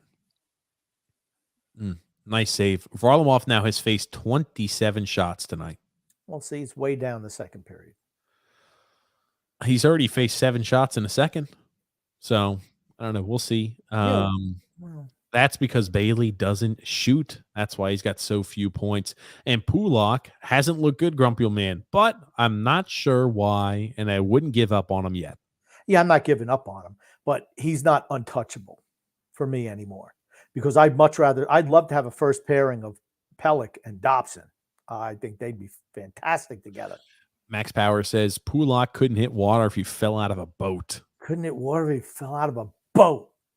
And then the cousin Mose says here, I like how Bellis has been playing. What do you guys think? I thought he's looked good. He's shown a lot of power moves there towards the net. Hasn't resulted in any points and goals, but I think he's created opportunities, and that's all you really could ask for out of a power forward. That's right. I mean, I think remember, he's getting limited minutes too. 10, 11 minutes a night. No power play time. Oh, look at that. Oh, that's got to be a trip. All right. They're going to call it. Crockerino. And he misses the net. Hold on. I thought the Colorado guy was originally tripped up. No, he slipped. He slipped. Oh, he slipped on the fantastic state-of-the-art ice surface. It seems like a lot of players accidentally slip on this ice surface. And then he tripped an Islander, and then Croc missed the net, of course. Eric Johnson. The recent. Okay. No, he just slipped. He did slip. And then he went and tripped Bavillier. Okay. And look at Croc here. Put it on net, Croc. Shoot the damn puck. What are you waiting for? Shoot the freaking puck. Didn't even get a shut off because he's trying to wait for the perfect opportunity. Shoot the damn thing. Griffin says the Avs have been human as of late, and they've been suspect lately with Francois and Kemper. Yeah, they need a goalie. Their goalie situation is not good. And it'll come to bite them in the butt come playoff time, because you're not going to play like this during the playoffs. Teams are better. Got to be able to play a more defensive system game. Yeah, a little bit more clutching and grabbing is let go. A lot of cross-checking is let go. Not as many power plays. Could you imagine? Nick D goes in really quickly on Barry. Oh, nice slap shot by Dobson. He says Barry has to go just like his ex-wife. I didn't even know Barry had an ex-wife. Man, come on, Nick. Come on, Nick. He made a comment after the game on Saturday where he said something about ex-wives, like paying alimony and ex-wives. And I was like, no, that's not allowed. And Shannon came up and says, these shoes, like the cost is like worse than having so many ex-wives or something like that. Inappropriate today's day and age. That's what Barry Trotz said? Barry said that. Can't see that stuff. And Shannon says, well, look at these shoes. They're really expensive too. Let me go ahead and immediately divert attention away. Oh, okay, Barry, let's get you off of that train. Let's not start talking about that. Can't be talking about that. Yeah. Let's keep you out of anything controversial. Oh, come on, guys. Jesus. Bailey's out there. Figures Bailey's out there. We're on the power play, right? Yeah, that do nothing piece of shit Bailey. Standing there like a lump of crap. Varlamov is under fire tonight for certain. He is. And then Apex Legends says, if the Islanders choose a rebuild when Lou and Barry arrived, we could have had a team like the Avalanche. Yes. That's what I wanted. Barry would never play the young guys, though. So you would never, like a guy like Alex Newhook would be in the AHL right now. But you want to know what? Oh, my God. Here's another 2-on-1. I don't know. They've had better chances on the penalty kill that we've had. It's more space open when you could skate well, and they've had quite a few opportunities. Oh, it's very close to offsides. Again, man, it's like they come at you in waves. Jewel said Butch just called the Avalanche's offensive scheme a full court press. Yeah, he's right. They're up the ice all the time. I mean, I guess that's what it is. Total pressure. Pressure on. Yep. That's why teams like that, right? Look at this guy. Well, he's like cherry picking. I mean, is that Johnson? Oh my God. Yeah, it's Johnson. He just walked around Pellick. And he's a defenseman. Okay, gracious. He was waiting. He came out of the box. That's why he had so much ice behind him. I'm like, tell me they don't have like guys cherry picking at the top of the blue line. Play 4 guys back, 1 guy up the ice. Nick D says, I would like the Islanders to go after Brock Besser. He could use a change of scenery. Come on, Casey. Jesus. Oh God. He got that stuck between his legs and it almost was bad. If we can get out of this period 1-1, I think we got a shot to win the game. I don't know, Grump. They've looked a dominant team all game. Yeah, but you think something's going to change? But I mean, they have to score. They haven't scored. When we were up by 1 goal against Colorado, they put like 20 shots on us in 1 period. This is a team where Colorado, if they go down by a goal, it's like they say, all righty, here come 15 shots in a 5-minute spurt because we're going all out offense. We're going to pin you in your own zone. Man, I can't tell you, both teams are slipping and sliding all over the ice. You hate to see that brand new arena and the ice surface just looks like shit. Yeah, that's something I think they need to work on in the offseason. How are they going to work on it? They're going to just put the temperatures a little cooler? I don't know. I mean, they're ice specialists.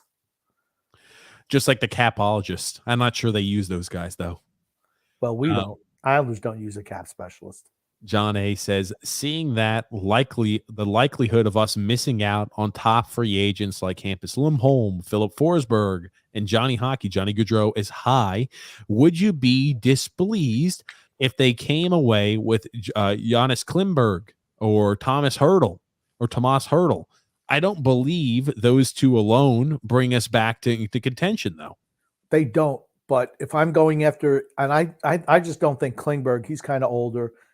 I think Hertl would be a good fit for us. I'm telling you, we are going to go after Mark Giordano. Put that down in the books.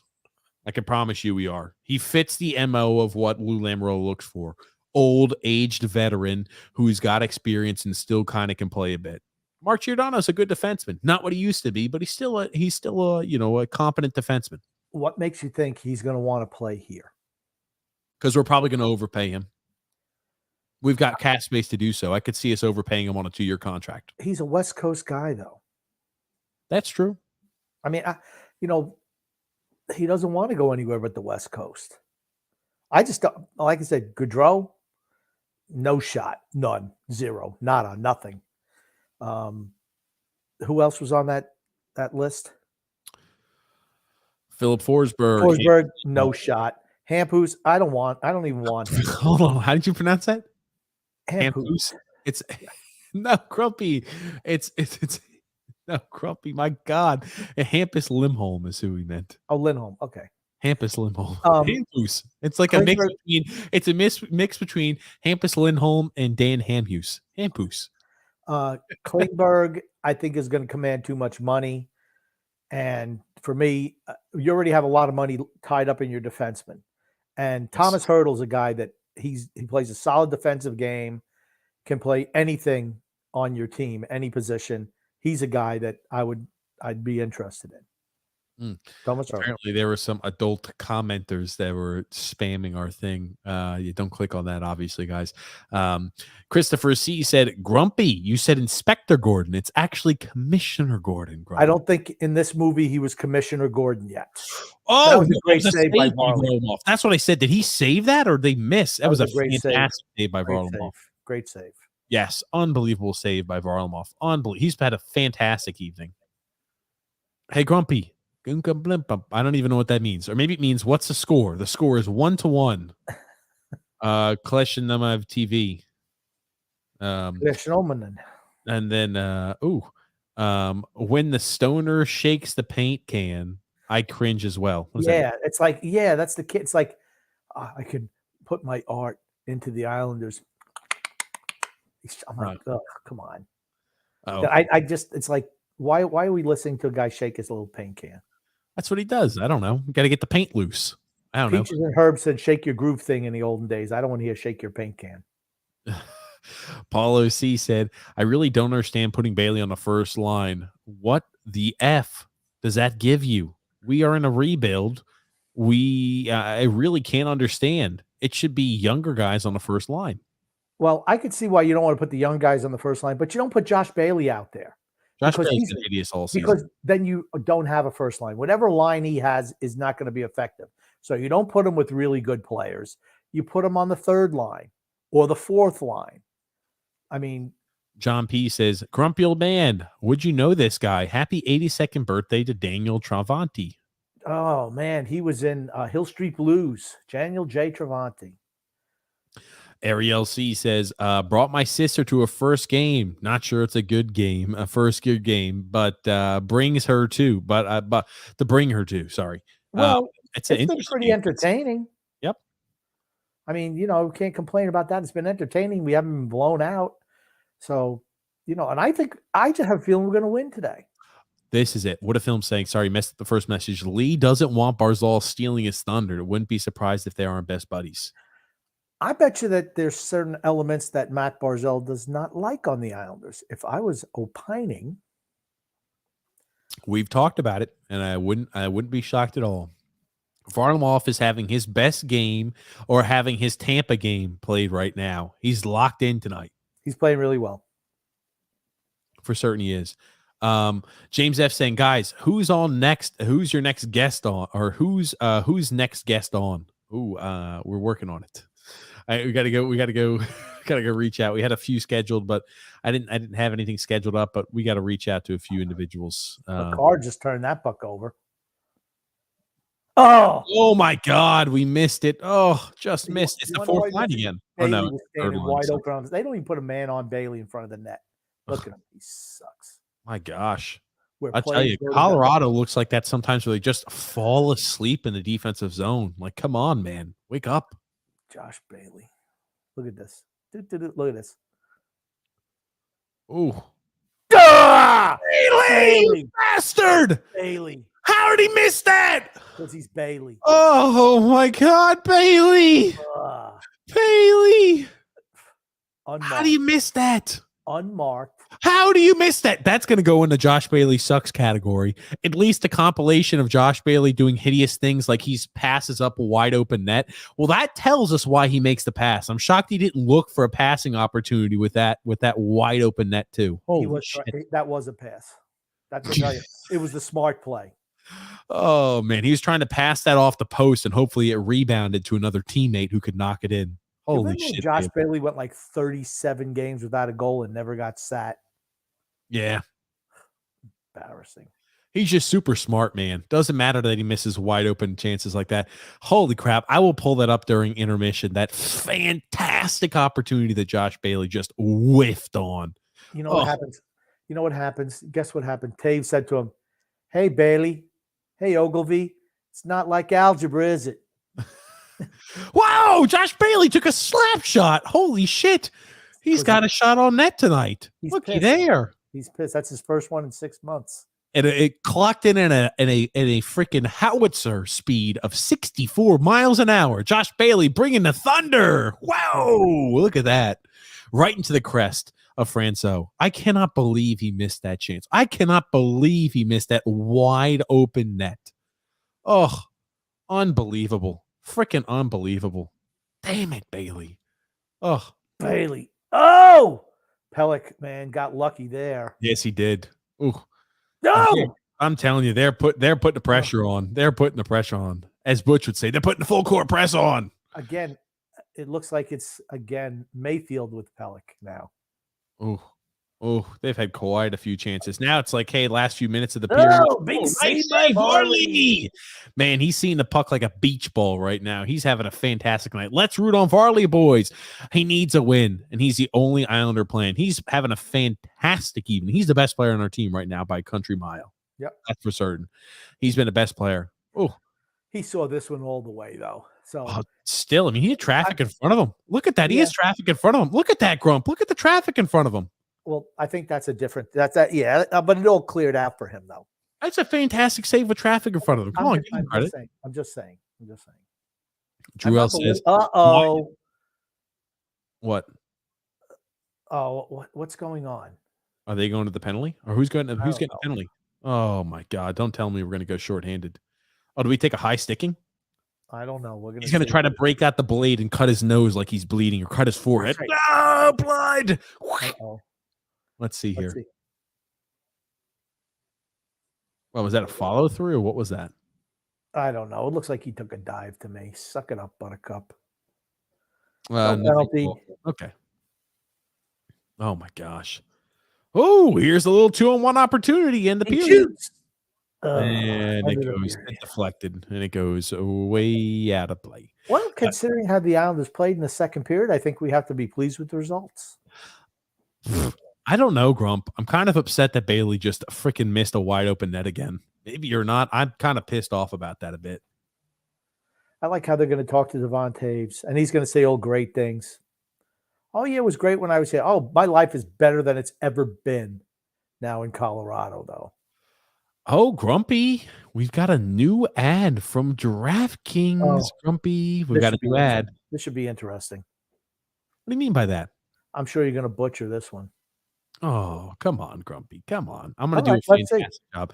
Today's ad is brought to you by DraftKings. The NHL season has been packed with 30 dangles, hat tricks, and big wins. As the action rolls on, DraftKings Sportsbook, an official sports betting partner of the NHL, has your shot to win big. New customers can bet just $1 on any team and get $150 in free bets if they win. That's right. A bump in the win column for your team means free bets for you. It's an odd way of saying it. A bungle in the ad read. Oh, screw you, Grump. Sportsbook isn't available in your state yet. You still have a shot to light the lamp. Everyone can play for huge cash prizes with DraftKings Daily Fantasy Hockey Contest. DraftKings is giving all new customers a free shot at millions of dollars in total prizes with their first deposit. Download the DraftKings Sportsbook app now and use the promo code THPN and bet just $1 on any NHL team and get $150 in free bets if they win. That's promo code THPN at DraftKings Sportsbook, an official sports betting partner of the NHL. Must be 21 years or older. Restrictions apply. Okay. Oh, Jesus, man, they did it all different. Like I told you. If you or someone you know has a gambling problem, crisis counseling and referral services can be accessed by calling 1-800-GAMBLER, which is 1-800-426-2537 in Illinois, Indiana, Michigan, New Jersey, Pennsylvania, West Virginia, Wyoming. You can call 1-800-NEXT-STEP in Arizona, 1-800-522-4700 in Colorado and New Hampshire, 888-789-7777, or visit http ccpg.org/chat in Connecticut, 1-800-BETS-OFF in Iowa, I believe that is, 1-877-770-STOP in LA, 877-8-HOPE-NY, or text HOPE-NY, which is 467-369 in New York. Visit opgr.org in Oregon. Call or text TN Redline, which is 1-800-889-9789 in Tennessee, or 888-532-3500 in Virginia. My God. Ugh. That one's tough. Oh my God. Hold on. It's not even over. If you're 21, you got to be 21 years or older, 18 plus in New Hampshire and Wyoming, physically present in Arizona, Colorado, Connecticut, Illinois, Indiana, Iowa, Louisiana, Michigan, New Hampshire, New Jersey, New York, Oregon, Pennsylvania, Tennessee, Virginia, West Virginia, Wyoming only. Minimum of $5 deposit required. Eligibility restrictions apply. See DraftKings.com/sportsbook for full details. Can I make a suggestion? Jesus Christ. Let me make a suggestion. All that stuff that you read at the end, just type it up and just pop it up when you're reading the end. And if you have problems. Okay. So you want me, so this is what you want me to do. As I'm reading that, you just want me to show you what I'm looking at? Is that what it is? So everybody can watch me struggle and everybody can listen to me struggle. No, what I'm saying is it's very, very difficult. If you have to read / semicolon, colon. I don't know. This is different, right? It's too difficult, I think. I'm having to go through all the state abbreviations. I'm going to have to go through a state abbreviation course because this is what I get, Grumpy. This is what I'm looking at. And I'll let you look at this. This is the screen that I get. It's like, let me zoom in for you. I'm trying to translate all these damn states by the abbreviations. Illinois, Indiana, Michigan, New Jersey, Pennsylvania, West Virginia, and Wyoming. It's 1-800-GAMBLER. 1-800-NEXT-STEP for Arizona. For Colorado, New Hampshire, 1-800-522-4700. For Connecticut, it's 888-789-777. Or you could visit ccpg.org/chat. I don't know why it's so difficult for you. And there's the aforementioned Hope Penny. You make it sound way more difficult than it really is. But I mean, seriously, if that's too much, I mean, it's difficult to read that off. Just put it up there. Problem, like put a thing, gambling problem. Contact these things. Boop, boop, boop, boop. This way they'll know. Let me move. I'm not ripping you. I'm not ripping you at all. I knew you'd bungle it, but man, there's a million things over there. What can I say? A lot of things. Back to the comments. Why did Brock Nelson take so long to shoot the puck on that 2-1? Jesus Christ, Croc. That's why his name is Croc. That's why he's not as good as people think. Just average. I'm about to say, all I have to do is search for Josh Bailey. Flop. He's like flop sweat. Oh my God. Oh, look at that. 17 games for Josh Bailey without a goal. Think about that. Why is that surprising? What's he got? How many has he got this year? Still 3? Is he still at 3? That's what I want to know. I'll pop this up on screen, Grumpy. Holy crap. I mean, Jesus, man. He's just awful. I don't know how you play this guy a lot of minutes as a forward. I mean, I'll just let you watch this, guys. I'll let it speak for itself. Oh, shit. It looks worse and worse every time you watch it, doesn't it? He wasn't even upset because I think he expected to miss it. Honestly. Jesus Christ. What the heck? Just another day at the office for Josh Bailey missing an open net. Take the A off of his shirt immediately. Nothing new here. Oh, my God. It does look hard. You know what? I'd rather they just pass out because it's even worse watching that. Oh, I'm sorry. This is your first liners, ladies and gentlemen. Look at this. Your first liner and a guy who plays power play minutes. Kaboop. Where's John Sim when we need him to play on the first line? Oh, man. Yeah, Oh. exactly. Poor Jeez. Josh. I'm sorry. I just look at this every single time. This is just awful, guys. The worst one, now come on. It was way worse when you have a breakaway, nobody in front of you in the goal, and you pass out from that. Was worse. I don't know, man. This is one where you couldn't even put it on net. You're a professional. It's just not like you and I playing in beer league hockey, right? If we were playing beer league hockey, you'd be like, shit, I should have had that goal. This guy gets paid millions of dollars and is a professional at this, right? So he's not being able to make contact on one that skips his way is kind of a little bit more egregious, right? Your beer league friend, Joe Montanaz, should be able to put this one in. Josh Bailey, the professional hockey player, should be able to put this one on the wide open net. He's Josh Bailey. I would have scored that in the beer league. Easily. That's what I said. 50%, I'd say maybe even 50 to 60% of your beer league buddies could put that one in. Josh Bailey, the professional NHLer, doesn't. I mean, out of every Islander, what'd you say? About 85 or 90% of the Islanders on the ice should be able to put that one in the net? He doesn't? 100% should be able to put that on net. 100%. Ugh. He's what? 3 foot from the goal? Look at this. The puck is in the center of the goal, and somehow he misses the net. At least he didn't throw it up into the stands. That would have been worse. Oh my God. He didn't even hit the post from there. Hold on. He makes contact with this puck in the freaking crease. Oh, I'm sorry, right outside the crease. Think about this. He makes contact about a foot away from the crease, and he still cannot put that on net. It's not a foot away. It's like maybe 6 inches away. I was giving him the benefit of the doubt. It's right in the center of the net. It's right in the center of the net. Oh my God, I'm watching this over and over again. Holy crap, that's bad. And people say, why, grumpy old man, why are you so mean to Josh Bailey? You wish he was dead. You'd throw a parade. This is why. All right, this is why. Oh my God. Oh, good gracious, guys. I hate being right all the time. And now everyone's jumping on the bandwagon. I feel like, where's my credit? I mean, I've been saying this for a year and a half. All these things that everyone now is jumping onto the boat late. I mean, I built the freaking boat. I'm like Noah.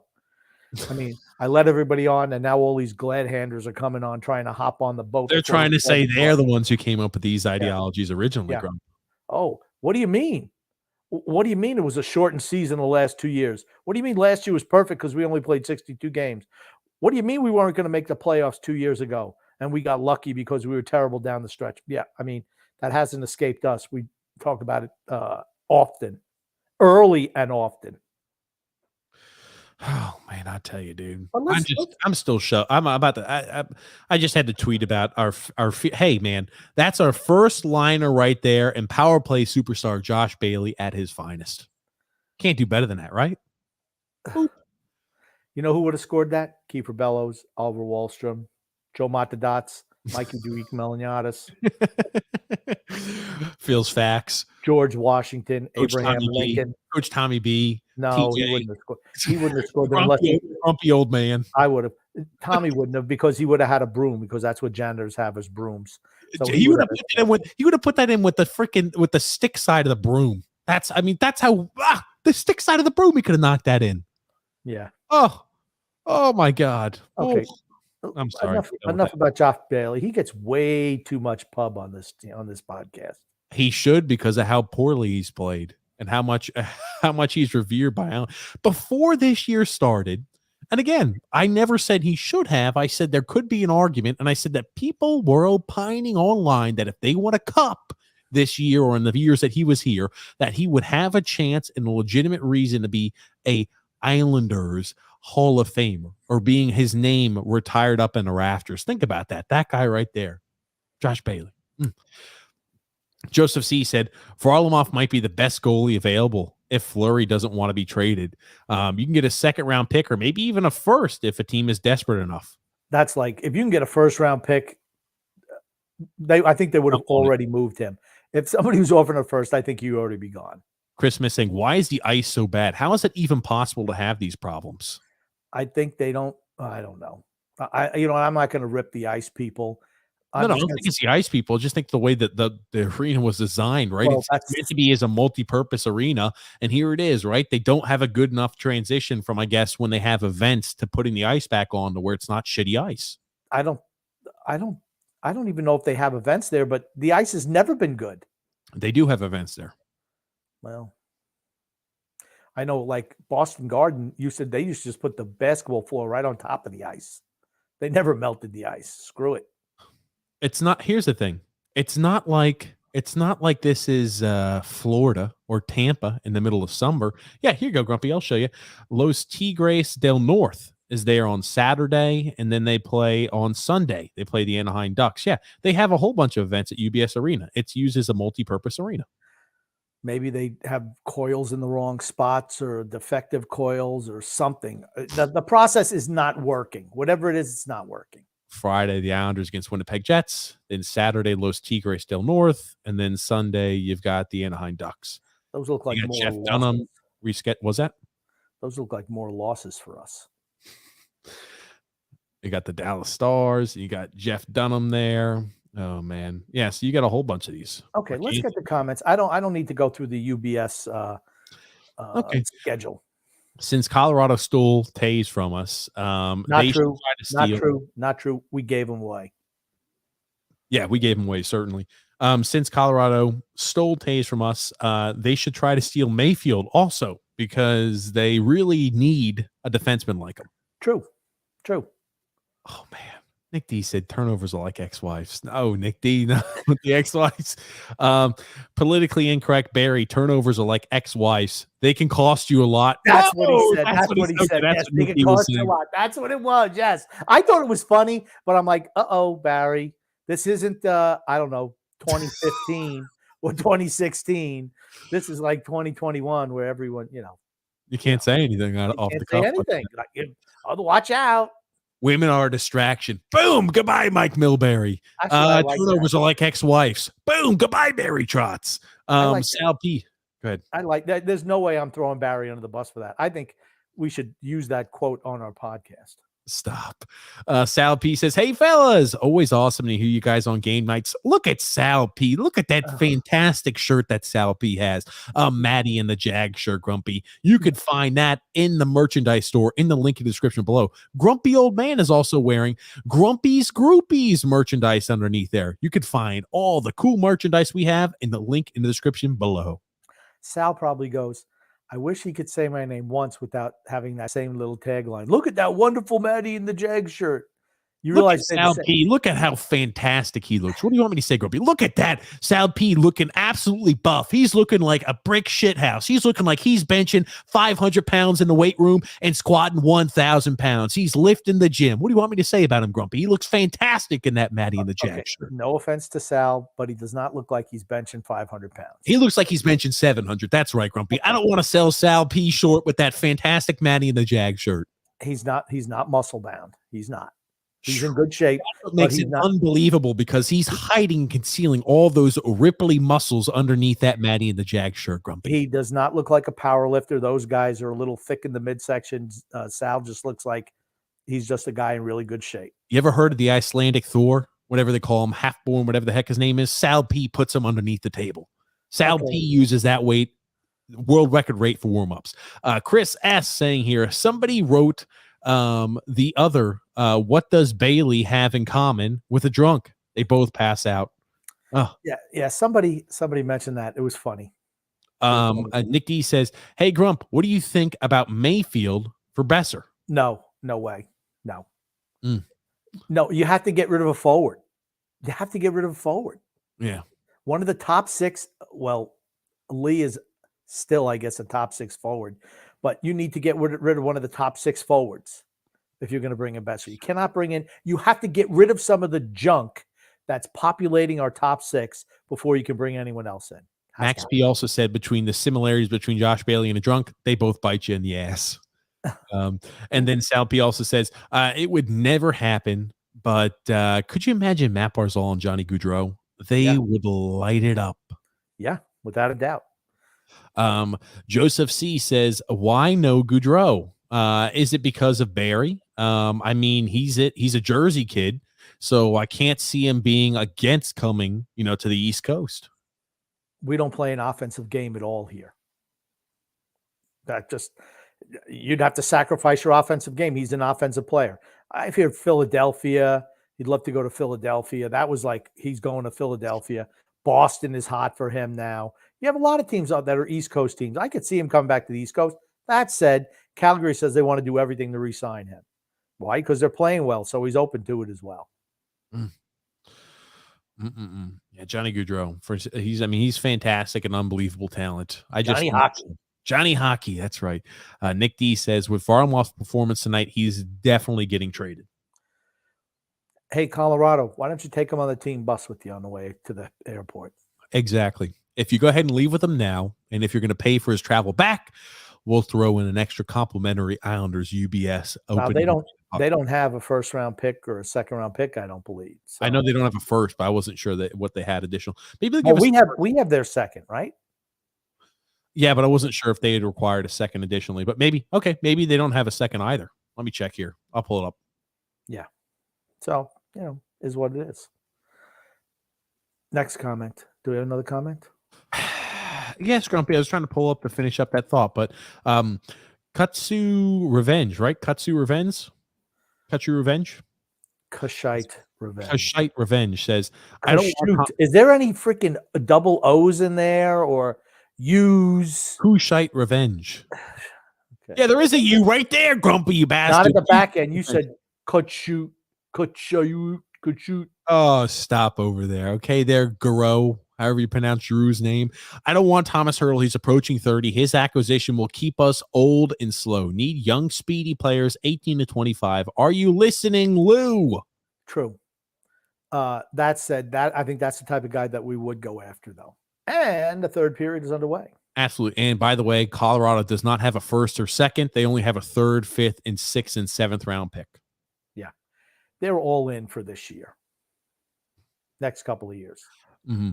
And then Tony the Werewolf says, do you think the bad ice is done on purpose?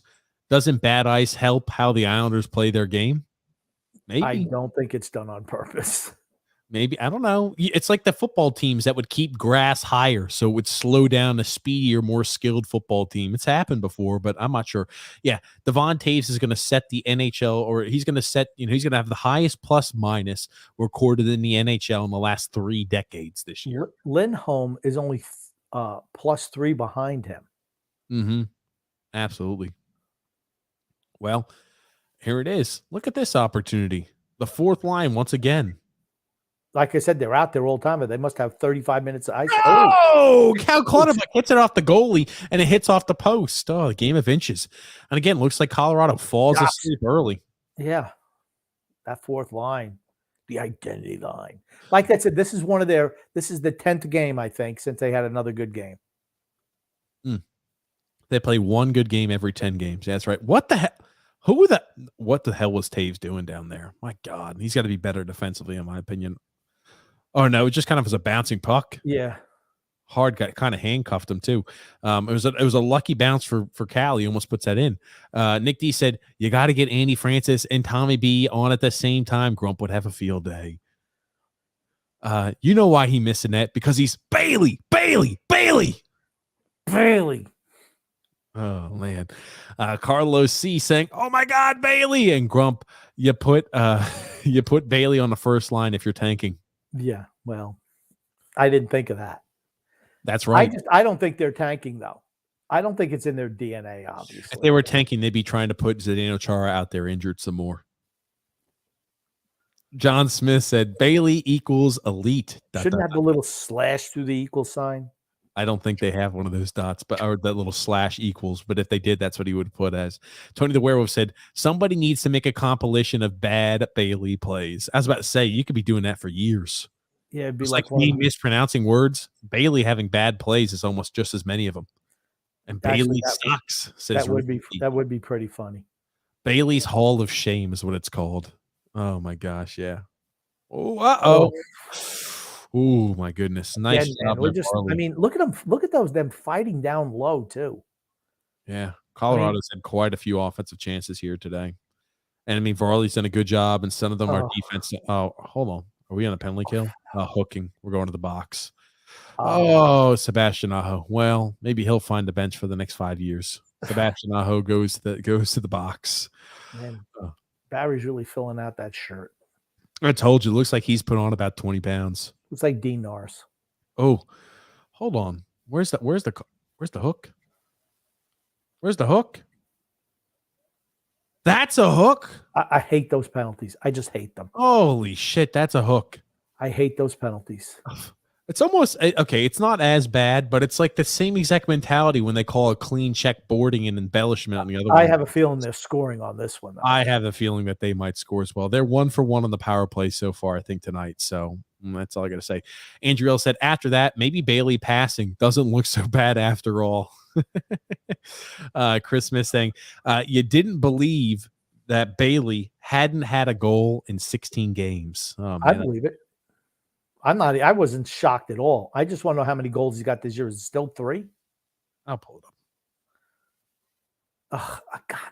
Man, that McKinnon is good, isn't he? He's fantastic. Yeah, Josh Bailey has 3 goals in 45 games this season. $5 million for 3 goals. Plays on your top line. Plays on your top line. He plays on the power play. Oh, that's the very definition of not. He averages 17 minutes and 15 seconds a night. Think about that. Let that sink in. And gets power play time. Empty net time he's out there. You figure he just is something wrong with Pellick? I hope not. Oh. Maybe a little calf injury. He immediately grabs back there too. Yeah. Oh gosh. You don't want to see Adam Pellick out. No. That's one guy we cannot afford. Andrew Will here says, bring back Rick DiPietro. The Islanders are still paying him for 6 more years. I thought they were done with him. I know his contract's off the books, but I don't know. Maybe they're paying him because I don't know. But I thought his contract was no longer on the cap hit. That was like a few years ago. It went away. It was like big news. Hey, he's finally, that terrible part of Islanders history now is finally gone. Andrew L said, Varlamov's trade value going up and up. Nice report. Like, business. Then they flip it upside down. Well, this is what it really is. Oh, man. Get back. Oh, my goodness. Farley almost out of position. Oh, man. I tell you, their power play is just backing us into a corner.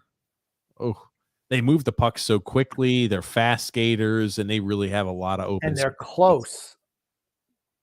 Their passes are so hard and crisp. It's just only a matter of time before they score again, isn't it? Parise hounding. Oh, my God. Varley was a big one. Oh, but somehow again. Varley. What the hell is he doing? Varley, get back! Jesus Christ. He's sliding all over the place, sliding. He's like, I don't know where we're going. I'm going to cut down the angle, and he's out freaking 1,000 miles out of the crease. McKinnon was spectacular for those 30 seconds. The puck just seems to find him. Dude, Varley was just so out of shape, and so was the defense. I mean, look at this. Oh, he's been fantastic tonight. A good save. Honestly, I'm shocked he wasn't able to corral that rebound. Yeah, he's like a million miles out. And then this one here, as he gets reset up. Oh, it's McCarr. Look at that shit. He's Varley. Why the hell was he a million miles out of the net? Oh my God, Varley. Oh, why? Why were you like 5 foot beyond the crease when the puck was in our own zone? You can flip that little chart upside down now. Here we go. Can someone give us the emoji with the downwards now? Just flip it over. Can't be 40 foot out of your net. He still had a good game tonight. That's embarrassing. Where are you, Varley? They had 2 guys behind. He still almost made the save. That's a crazy thing. It wasn't a great shot, but he still might. Yikes! They had 3 guys closer to the net than he was at one point. Christopher C said, hey guys, if you were playing for the Islanders, which line would your younger selves want to play in? Everybody would want to play. I would want to play on the first line with Matt Barzal, but in my dreams, right? I'd be able to skate like Matt Barzal would, and I'd be that. Yeah. John A said today's DraftKings ad is sponsored by Calvin Ridley. Yeah. I mean, I know he had the mental health issues. Sounds like he's got some other issues too. Maybe gambling on games. Yikes. Yeah, maybe he said I'm not going to make a joke about mental health, but I just find it funny that he's got gambling issues too. He's gambling on his own team. What happened to Pete Rose when that happened? I about to say barred from the Hall of Fame. Doesn't that mean that his trade value is pretty much zero now?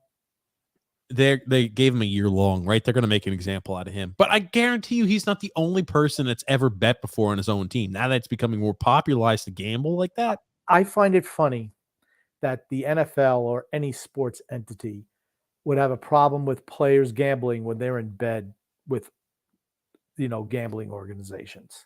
Mm-hmm. I just find it hypocritical. The Avs have 34 shots on goal. Now it's already 40 shots on net tonight. 40 shots already through, and there's still 15 minutes left in the third period. Not crazy to think that they might have 50 shots on net before the game's over. I mean, the way they're putting on a clinic. That seems like they get every single loose puck. That's what happens when you skate well. You get those loose pucks when you're good skaters. Yeah. We need to. Paulo C said, guys, that just opened up a bottle of Bailey's. Mix it with other something. Jake Bellows there saying, great podcast, gentlemen. Thanks there, Jake. We appreciate it. Yep. I thought this was Hopenny. I thought it was Hopenny. Yeah, it is. It's Hopenny. Don't let Grumpy confuse you. It's not Hope NY. It's Hopenny. Tony the Werewolf says here, I know it's not TJ and the Grumpy Old Man, but Calvin Ridley got suspended. I think he used an app. I wonder which one he used. Which one it could be. Maybe it's the one that pays the NFL millions upon millions of dollars. Jason C said that ad was long. It also doesn't help because I can't read. So next time. Well, no, it was difficult because they need to space it out a little bit better so you can read a little better. DraftKings ad. Oh, it's bad. Tony the Werewolf said, if you have a gambling problem, call 1-800-WEREWOLF. There it is. Oh, man. I almost feel it says, if you have a gambling problem, Varley! Varley! Oh, my God. We're dying to give up another one, aren't we? That was big body check. Nice hit. Big hit. I like it. I was about to say, that's how you got to compete with the team. I was about to say, that's how you got to compete. Come on. Get there, Pulak. Oh, God. That was Wallstrom again. Wallstrom throwing a body around. I love it. Surprised I don't send him the box. He's been out there for 4 minutes today. I guess he's got to embrace an 8-minute a night role here that he has with the Islanders. He's got to be physical, throw the body around. Oh my gosh. Duh! There it is. When it rains, it pours. 3-1. How much more out of hand can this game get? Varlamov was the only person keeping us in. And now if he's not spectacular down the stretch, what do you think? Could we be down 4 or 5-1 before the game's over? I don't know. You happy with yourself? It's 3-1. And here's the thing. Oh, and two guys. You got two guys. I'm sorry. They're going to blame Wallstrom on that. Yeah, they'll blame Wallstrom. But here's the thing. What the hell is Pulak doing behind the net? Well, they'll blame Wallstrom. You can't have two guys checking one guy in the corner. No. That should be Wallstrom, I think. In front of the net. But here's the thing. If Wallstrom sees Pulak there, he can't go and try to double dip on the hit. Can't do that. Nope. Well, that's the last we've seen of Oliver Wallstrom tonight. He'll be on the bench for the next 13 minutes because he made a defensive mistake. How dare he? Uh-oh. And well, that's the last we're going to see of No Dobson tonight after a turnover that led to a breakaway. Nice play by Dobson. Hold on. Is that not a penalty? No. Okay. Gotcha. Sometimes you see those are called like phantom penalties. Nice play. And nice it's play ice. by Dobson. Oh, man. I was about to say, you might have seen Dobson's last shift out there tonight after that poor play as well. After the turnover. He's past that. He's not getting benched anymore. Big hustle coming back. Look at this. Okay. See, they sometimes call that as a penalty. That's never a penalty, but they sometimes call that as hooking. Yeah, but he didn't pull on it at all. Okay. That was just a good stick check. Okay, they sometimes call stick checks as hooking, as odd as that. No, it just fell down. Oh, come on, get up. 17. I think that's O'Connor. I'll give you something to fall down. What the hell? Everybody's slipping all over the damn place. Dobson's now on his ass. Everybody's on his ass. This ice. What are they slipping on? Ice? With their banana peels on the ice? What the hell they put banana peels on the ice. Oh, my God. That's what I told you. Seriously, see this game getting out of hands. If Varlamov was not playing so fantastic, we should be down 6-1. And we icing. Again. Another icing. Same guys had to be out there. Varley's played well today, though. He's been kind of out of position a bit here as of late, but he's had a very good game. Look at this. Whoa! Fantastic save. Save. Fantastic save by Varley. Fantastic job getting back in position. Fantastic. Yeah, Varley's looked good today. What do you have a gambling problem in Canada, TJ? You left us all out. Yeah, I don't know. They didn't tell me. It's out of the multiple states they didn't have Canada over there. I'm telling you, dude, we are dying to get rolled right now. They are putting on the pressure, and when it rains, it pours. I just have that feeling, Grump. Yeah, well, again, it's like they have like 75%. Oh my God! There it is. I freaking told you this game might be 6-1 by the end. It's now 4-1. I guarantee you we give up at least one more goal, and I feel bad for Varley because he's had a fantastic evening, and now it's going to get ruined here towards the end. I thought he's been fantastic this evening. 3 goals in the Islanders, and what do you think? That was like 3 goals for the Colorado Avalanche in like the last 5 minutes in 18 seconds. Holy shit! Right? Is Matt Martin going to get benched the rest of the time? Is Matt Martin going to get benched the rest of the game because you didn't pick up his guy?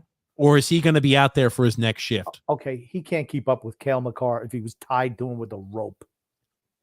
Right? Oliver Wahlstrom makes a mistake in the defensive zone. I wonder how much ice time he's going to get in the third period. Matt Martin makes an egregious mistake by not marking Cale Makar and not marking the guy in rotation. Is he going to get benched? No. The Colorado is 4th in the league in goals in the first period, 2nd in the league in goals in the second period, and 1st in the league with 85 goals in the third period. I don't even think we have 85 goals on the year. They just tried to say it seems like the Islanders look out of gas in the third period. Are you freaking kidding me? Are you kidding me? Here's what happens. They get you running around all game. They wear you out. That's the issue. They wear you out with their skill the first 2 periods, and then you can't react because it's much tougher to play defense and react as opposed to be the guy who initiates. It takes more out of you. Andrew Will says here, John Sim, pride of Pictou County, Nova Scotia. John Sim. And then Drew L says, where is Jesse Johansson when you need him? We have to he would have at least punched that goal in. Everybody would have. Everybody. Tony the Werewolf says here, I got to tell you, Josh Bailey is like a 21st century defensive back Cooper. He's stealing millions. No. DB Cooper, not defensive back Cooper. DB Cooper. Who's DB Cooper? Oh, God, here we go again. Okay. There was a guy who was on a plane and he said, I want $1 million. Oh, I know. He had it and he jumped it out. I saw a documentary on that. Yeah, I know what you're talking about. Yeah, defensive back Cooper. That's him. Defensive back Cooper. He dropped it out like somewhere out west in Oregon or something like that, or maybe in California. He jumped out and they could never find DB Cooper and they never found the money. Defensive back Cooper. He's stealing millions. That's the joke. Defensive back Cooper, baby. Joseph C. said Bailey even had time to transfer to his forehand and score. LOL. It was terrible. Drew L. said, and now goodbye, the Wild, after they see that Josh Bailey clip. No one was trading for him. Was stuck with him. Yeah, that was a fake rumor, I feel like. Cale Makar has the longest, now he's tied with Joe Sakic for the longest point streak or the longest assist streak in Colorado Avalanche history, tied with Joe Sakic this evening. 12 straight games. 12 straight games.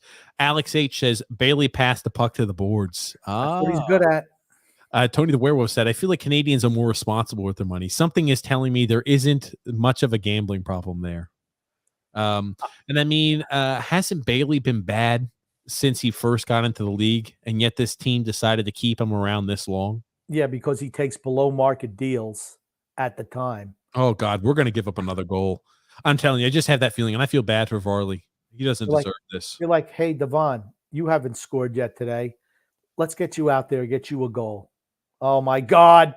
And there it is. I knew it. I freaking knew it. I told you this game bare minimum was going to be 4 or 5-1 before the end. I told you that. They scored the second goal, and I said I had the feeling this game was going to get ugly quick. When it rains, it pours. I could just tell you by the way we played. I said we might even lose 6-1. I won't go as far as 7-1, but 5-1. Oh, and it is Devon Toews. Freaking Devon Toews. You called it, Grump. Freaking Devon Toews right before it scored. Devon freaking Toews. I said, you haven't scored tonight. Let's get you out there to score in your old hometown. Bang. Holy shit. There it is, Devon Toews. Yoop. Right on in. Holy shit, guys. Oh my God. Well, Oh my God. at least the people in the stadium can go home early. And you don't have to worry about the rush out of the rush and the traffic out. Varley's like, screw it, I'm going to shoot on goal. I feel bad for Farley. I'll try to get the puck. They've been in our zone the whole period. I said this might not be the end of the fireworks. They might we'll get a goal, like a dead cat goal or something like that. But we're not. We're getting done. Oh, better watch out there. Who's that? Palmieri. I was about to say that was more of a boarding than what. No, there's 2 cross checks in a row by Palmieri. I was about to say a boarding and then 2 cross checks. Bellows. Oh, are you shitting me? Bellows penalty. Are you shitting me? They let Palmieri charge a guy, cross check him twice. Bellows comes in. Bellows gets the penalty. How the hell is Bellows getting a penalty after Palmieri boards and takes 2 cross checks or delivers 2 cross checks? How the hell is Bellows going to be the guy penalized for that? What in the hell? Oh no, they're sending Palmieri to the box. That's frustration. That's just frustration, right? Well, here's the thing: they should be frustrated. They just got their ass rolled in the third period. They've been dominated all freaking game. Oh, are they doing offsetting minors? I don't know what they're doing. Oh my God! Yeah, both of them. Nope. No, here we go. Here comes Bellows. How the hell does Bellows get a penalty for that? What in the hell? I was about to say Palmieri gets the Palmieri damn. There's your penalty right there. Yeah, and Bellows hit a guy without the puck. No, he had the puck. No, he didn't have the puck. He hit the guy without the puck. He did have the puck, but he cross-checked him. Ugh. Well, it's gonna be tough to keep. It's gonna be tough to keep Oliver Wahlstrom still benched. I wonder if we're gonna see him with any time on the ice now. Is this 4-on-3 now, or is it 5-on-3? I hope it's not 4-on-3 because that's guaranteed another goal. I hope it's only 5-on-4. Okay, 5-on-4. Thank God. I was about to say if it's a 4-on-3, it's another guaranteed goal. Guaranteed. Ugh. I mean, honestly, if you're Lou Lamoriello and you watch this game today, what are you thinking? We're fantastic. I mean, you have to think I should have blown the team up 3 years ago. That's what he should be saying. Yeah, I should have listened to the grumpy old man as soon as we signed. Blow the team up, rebuild from scratch. We'll be ready to go right now in a new arena. Instead, we're stuck with this fiasco, and we're just too slow. We're just too slow. We are only getting outshot 47-23 tonight, Crumpy, and the game's not over yet. They'll get 50. I didn't think they were going to get 50. I was wrong. I said they might even get 50. Oh, man. He's like, hey, maybe I get a hat trick for the end of the game. Oh, buddy. I just have a feeling they're going to put maybe Colorado's going to they're going to go ahead and relax a bit because they're only up 5-1. Maybe they'll allow us to get a few sympathy goals. Oh, imagine if we had Taves, how our 2 power play units would be quarterbacked by Dobson and Taves. Oh man, you talk about a hell of 2 really outstanding power play quarterbacks. Unbelievable. Here's the thing. We would just with Taves alone, it wouldn't be like, hey, we're a fantastic team. We'd be much better than we are currently. But man, Francouz is, hey, I know I gave up a goal. They had 23 shots. It felt like 3. He shockingly enough faced 5 shots this third period. I think they were when the Islanders were trying to ice it. Oh my God! Again. They just walk in on us. Oh my God! I was about to say they walk in. We stand there and say, "Please don't go ahead and bury this shot." It's not good when we have to hope and pray that they're not putting it in. That's for certain. Jim P says poor Brock has to play with this turd and his producing nothingness. Nothing. Nonetheless, unreal. Yeah. Here's the thing. Brock is one of those turds as well. What happened? What are they calling? Interference? Interference call on Casey going to the or is Landeskog? Maybe Landeskog gets a little power play time. Get Anders Lee a cheapy goal when it doesn't matter. He's good at that. Brock Nelson, get him a cheapy goal when it doesn't matter. Those are the typical goals. I'm surprised they don't put Bailey, Lee, and Nelson out there. I don't know about that. They're calling that a penalty? He's just standing there. He's just standing. Well, no, he moved into him a little bit. Okay, yeah, it's kind of a moving pick. He moved into him. From the other angle, we couldn't see. He didn't need to do that either. He didn't need to do that. You're up 55-1. You don't need to do that. No. Frank Hayes says, bench Bailey and bring up Zarnak. For certain. Couldn't agree more. Stephen Hawkins could have scored that goal, says Drew.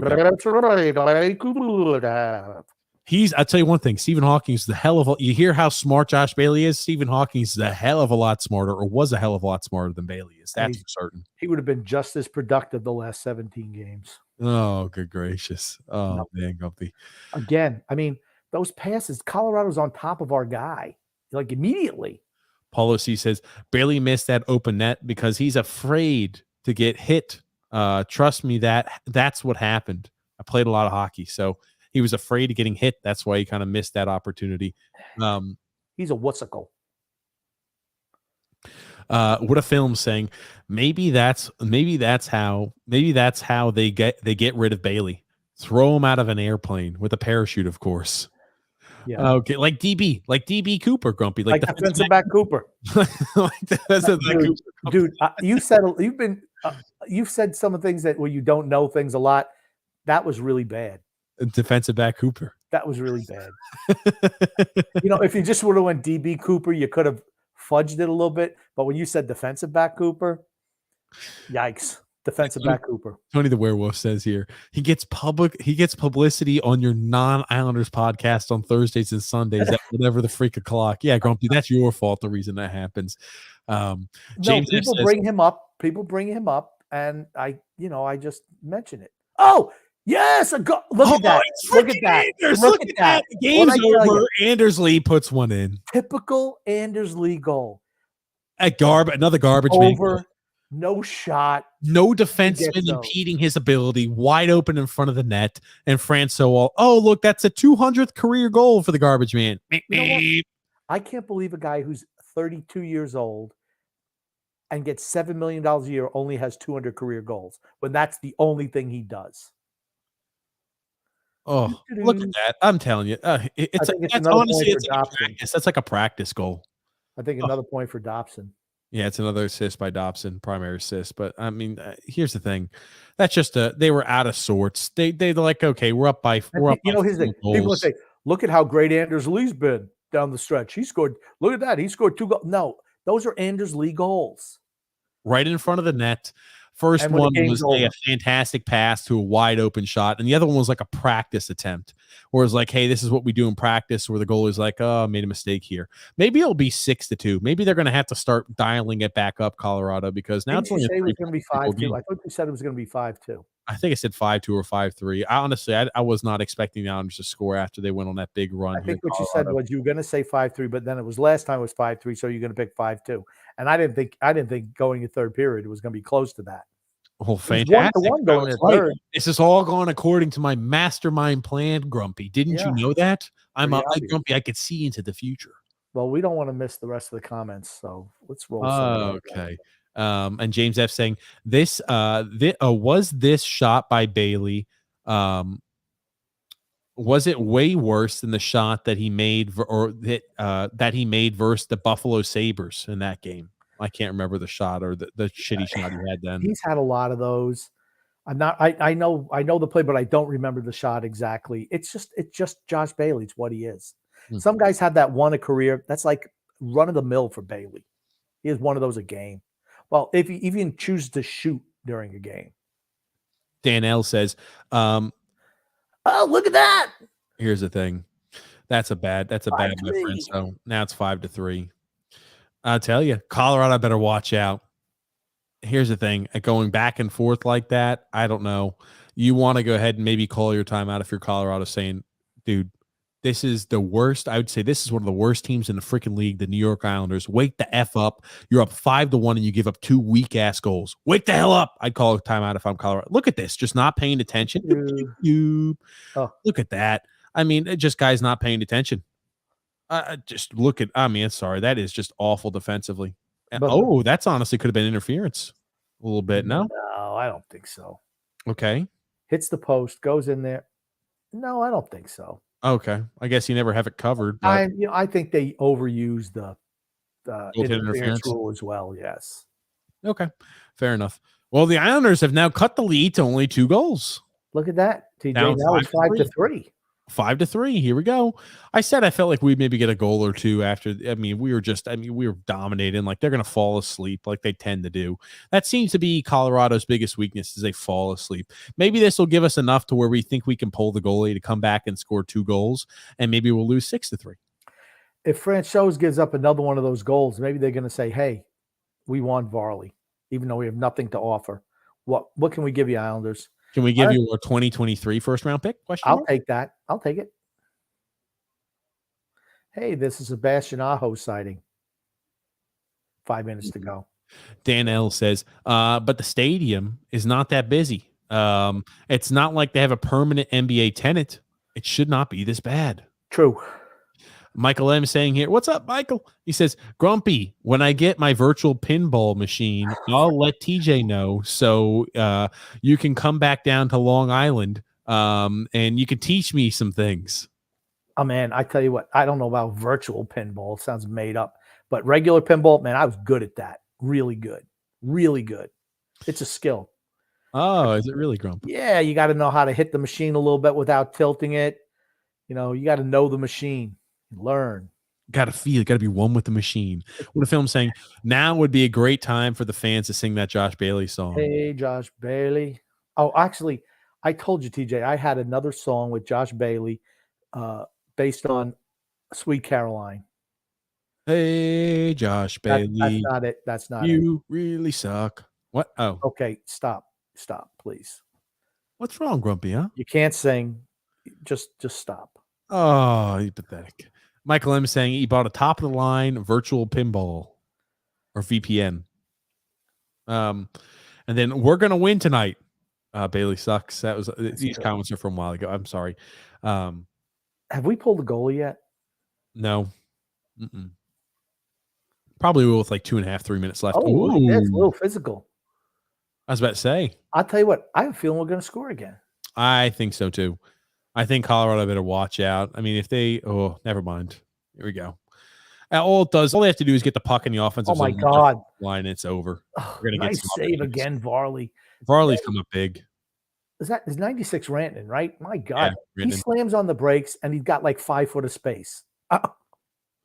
He's unbelievably quick. He's a big guy too. Absolutely. I got some paint on my Barry in the vet shirt. Is that a trip? Come on, we're going to call it? I guess not. Oh, yes, they are. I think they got the hand up. Oh, wow. The Islanders going to be on the power play again. Oh, the Colorado Avalanche better watch out. Better watch out. They might be on the ropes here with the power play. Varley for Dave, straight up. Oh, man. Film saying, I don't think the podcast goes by without being amazed by Grumpy's memory. Shit, I can't even remember what I watched on TV last night. Never mind the real names of 3 Catwomans from the 60s Batman. Wow. Yeah, that's in my wheelhouse. John A. says the identity fraud line. Cesar Romero played the Joker. Frank Gorshin played the Riddler. Burgess Meredith played the Penguin. Victor Bono played King Tut. He used to go tut, tut, tut. I mean, yeah, the villains were great back then. Otto Preminger played Mr. Freeze. That's some good, man. They had some good villains back then. Alexander saying, hey, guys, how you doing? What's up, Alexander? Just gotten home from work, pulled a late night, and also meetings. Really tired. I was listening to some of the game, and all I heard is Colorado all over the ice and shots on goal. Prove it. True. Yeah, absolutely they do. As soon as Cal is traded, he's growing out his facial hair. I agree with you there. Oh, Danielle says, here you go. Here's a non-equal sign. Josh Bailey, non-equal elite. Varlamov keeping a minute for certain. Yeah, turnovers are killing us. That absolutely. Hey, Josh Bailey making a defensive play. Wow. And Butchie actually says it's a hook on Dobson. Or Dobson. I don't know. Don't forget Bailey is your exclusive 6th skater as well. I never understand that. Is he the guy you want out at any minute, let alone the last minute? I was about to say, doesn't shoot the puck, doesn't score. Why? 1 goal in the last 17 games. Why? There's no way the Islanders tank, but would the NHL not step in if they saw that happening? You could say that about Arizona, the team that they own, right? It's probably not a problem there. And then Nick D says here, Bailey has to have incriminating pictures on Barry. There's no other coach that would let Bailey play at all. Bailey's mom doesn't even let him play in the backyard anymore. You know what they're going to say now? Oh, well, we scored 3 goals against Colorado. That means that our offense is firing better without Matt Barzal. Yeah, we looked hideously. We looked dominated today. We couldn't even get out of. Matter of fact, I still think it looks like a clean sheet of ice in the Colorado end. Oh man, I tell you, we've been dominating offensively. We have not looked good. I know we got a few goals here towards the tail end, but trust me, we have not looked good at all. We have not looked offensively threatening. I wonder when the Islanders pull the goalie with the power play. They're going to have 2 minutes, right? They can get a 6-on-4 if they pull the goalie. Yeah, I don't think you're pulling the goalie on the power play. I think we're 2-on-3. We're 2 for 3. Ooh. Oh, is that not a trip? That's okay. Lee got away with it. I was about to say Lee definitely tripped the guy from Colorado. Oh, Islanders empty net. Okay, here you go. Right, they're going to have a 6-on-4. We're 2 for 3 on the power play tonight. Who comes out? Bailey's out there. Freaking Bailey is out there. Bailey again. Mind-numbing. Why? Mind-numbing. Why? They must want another guy to miss from point freaking blank like Josh Bailey just did earlier on this game. That was Bailey out. Why is Bailey's in the position to shoot too? You draw back and you shoot. Why is Bailey there? You know he's Bailey on the ice. Why is he on the ice? My God, this is like when we say Barry Trotz is makes moronic decisions. These are the ones we talk about. Josh Bailey out there on the power play. Josh Bailey out there with the extra man on the ice with the goalie pulled with 2 minutes and 51 seconds left. Does that sound like a recipe for success? The answer to that's no. Maybe you want a guy out there who shoots the puck. Oh man. Staying in your own zone delay. Apparently that was the penalty. What is a staying in your own zone delay? I have no idea. Own zone day. I don't know. Drew L says, I just couldn't go tonight without sending some memes. I'll have to look at them here. Again, is Bailey what? They don't even look at him anymore. Oh, there you go. Oh, he just missed. Just missed. Oh, and no icing either with the man advantage. I feel bad for Varley, man. Absolutely. We're bad. Sorry. I'll tell you.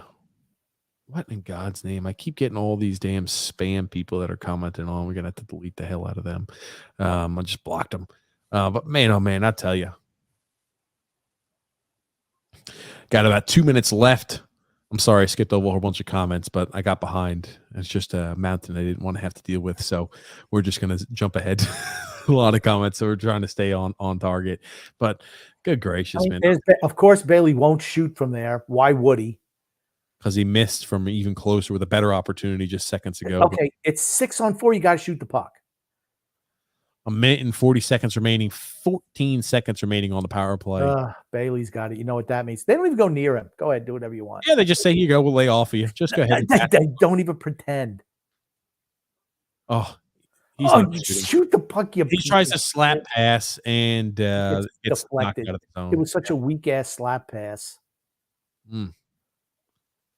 First of all, again, why is Parise not out there? Why is Palmieri not out there? Why isn't Dobson and Wallstrom out there? I know they're all going to shoot the puck. Bailey's been out there for almost 2 minutes. My God. Bailey. Bailey. Looks like he did bench Wally. Yeah, not a shock. Not a shock at all. I'm sorry. Here's the thing. The guy's your best shooter, and as you need goals, well, hold on. There's Wallstrom. There he is. Boop. And he did put a good shot there on that. At least he's not afraid to shoot the puck. Yep. Good. Finally, he puts them out in the last, how many seconds? Tony the Werewolf says, our power play strategy is basically hot potato. Hot potato. Hot potato. Well, we call our timeout, I believe. Okay, go ahead and draw up some mastermind. Oh, man. Josh Bailey going out there. Oh, first shift since it's turnover, said Rich A. Was on the 6 was the goalie pulled right at the end. My God.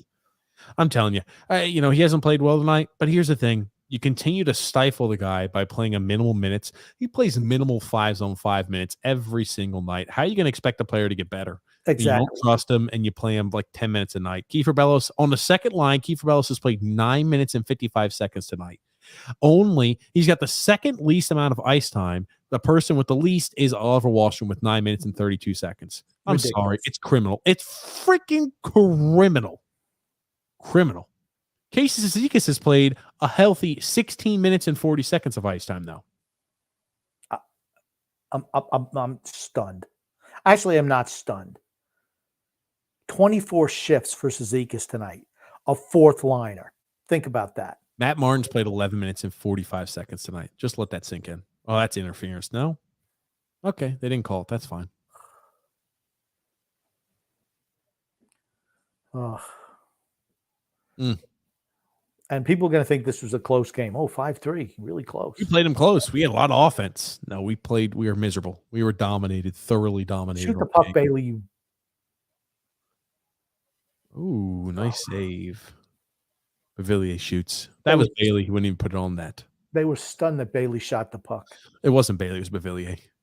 John P. says here, instead of shoot the puck Beck, it's shoot the puck Bailey. That was a weak shot by Bavilier. Bill the big chisel, the big whistle Chadwick, who used to be the color commentator with Jim Gordon for the Ranger games, used to say that, shoot the puck, Barry. Talking about Barry Beck, back in the way back machine. Frank G says here, freaking Bailey, the sixth man again. WTF. Deidre C said, I'm sick of Bailey, but more pissed at Trotz for putting him in. Yeah. Why the love affair with this guy? I don't see it. What a film saying, hot potato, well said, especially for Bailey. And then Drew L says, I mean, Grump isn't stunned. He's done with Barry and Lou. Vinny Smith saying, fire Trotz. Bailey is the extra skater. No excuse. Yeah, just. Oh, wouldn't it have been nice if Anders Lee was able to get that deflection to go? We don't have to worry about that. He's never had a hat trick. Never in his whole career had a hat trick. Yeah, maybe tonight's the night. Oh, hold on. Was that who did it go off of? Oh, Brock scored. Oh, Brock Nelson scored it. Man. Okay, wow. So it didn't get deflected. I thought it got deflected in front of the net. Nope. Well, holy shit, guys. 26.2 seconds left remaining in the game. You know what probably happened, though? Now that we've gotten it closer than striking distance, they're going to go ahead and hit the empty netter. Aho. Was that Aho? No, I think it's Croc. It's Croc. Okay. Why do you look like Aho? He looks smaller in nature, but okay. There it is. 3-point night. Everyone say how great Anders Lee. 3-point night tonight. Oh, Anders Lee. Fantastic. Fantastic, Anders Lee. He was a superstar. You realize with 7 minutes to go, it was 5-1. Yes. And they just took their foot off the gas. That's what I was about to say. That's the issue with Colorado, right? Killer instinct. How the hell do you let a team that cannot score, like the New York Islanders, come back and score 3 goals and last 3 minutes of play? What should Bednar have done here? He should call himself. I told you that after they gave up the second goal, call a timeout and tear into the team. Say That's right. Light into them. What the hell? You're trying to get prep for the play. You're trying to get prep for Stanley Cup playoffs is what you're trying to do. Well, again, why is Bailey out there? You need somebody who's going to shoot the puck. Look at him. Who won't go in for the scrum? Josh Bailey. And that's going to be the end of the game. It's going to end 5-4 Colorado Avalanche. Let's see here. Oh. There it is. Game's over. Another loss. At least it was exciting down the stretch. But I tell you one thing. If you're Bednar and you're the Colorado Avalanche, you could not be happy with tonight's performance. You give up 3 goals in the last 3 minutes to a team who's offensively challenged. Head coach is less than thrilled. I promise you. He should light the hell out of the Colorado Avalanche this evening. He should. The non-shoot empty net squad is on.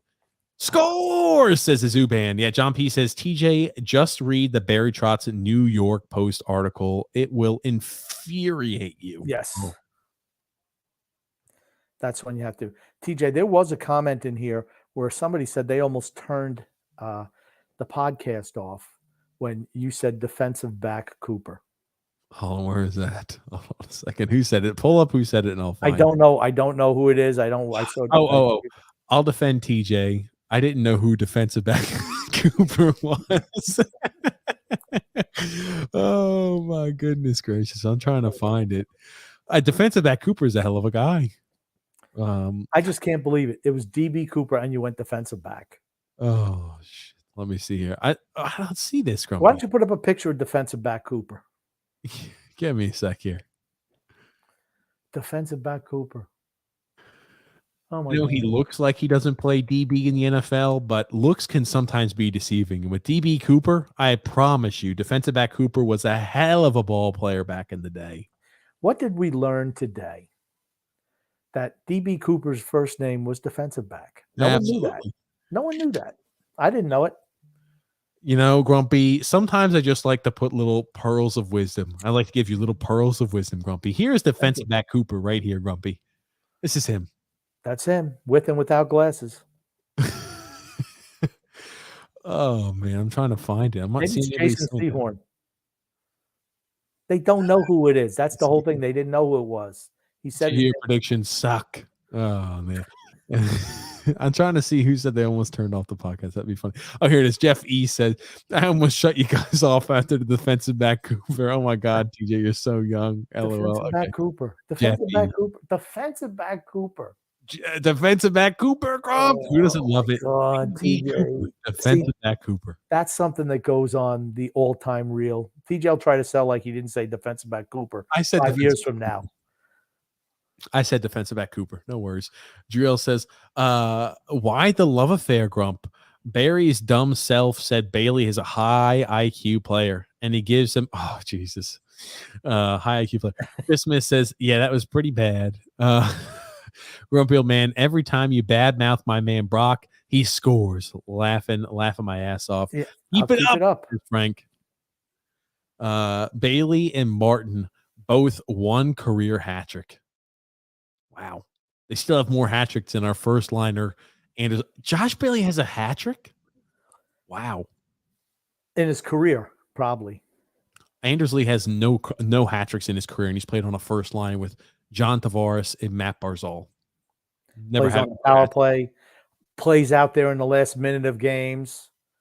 When we have a 10 goal lead, he's out there trying to get, freebies. Get rid of Bavillier. I think they can get a big return, says Deidre. Christmas says, great show, guys. Always fun to watch. Colorado was supposed to be one of the worst teams, one of the worst teams against the Islanders in history. Huh. Well, they were back in the olden days. And then the Zuban says, hey, we could have called it quits and lost 8-1. At least we showed up the last 5 minutes. We are out. Sucks watching the rest of the season with no hope. That's why. Yeah. That's why Zuban. That's why Zuban. That's why you listen to us for these games. Get a little different slant on it. You learn things like defensive back Cooper and his ilk. I was about to say defensive back Cooper. Grumpy, the crazy thing about defensive back Cooper is I heard he ran a 4.4 flat 40-yard dash. That guy right there was cruising out there on the field. I think he also had 10 interceptions in a single season, defensive back Cooper. And he had big goggles out there on the field. I think it's because he fell out of the sky. You move pretty fast when you're doing that. Vinny Smith saying here, Bailey was on the ice the last 2 minutes and 30 seconds. Trotz is clueless. Well, he wasn't tired because all he did was just stand hanging onto the boards waiting for his mom to bring him a sippy cup. Oh, man. TJ skipped a comment where I said Grumpy's the greatest. He always skips that one. No. That's typical TJ right there. Alexander, I may jump on here afterwards with you, but I'm sure Grumpy does not know how to navigate anything on Twitter. I absolutely don't. Didn't even have a Twitter account.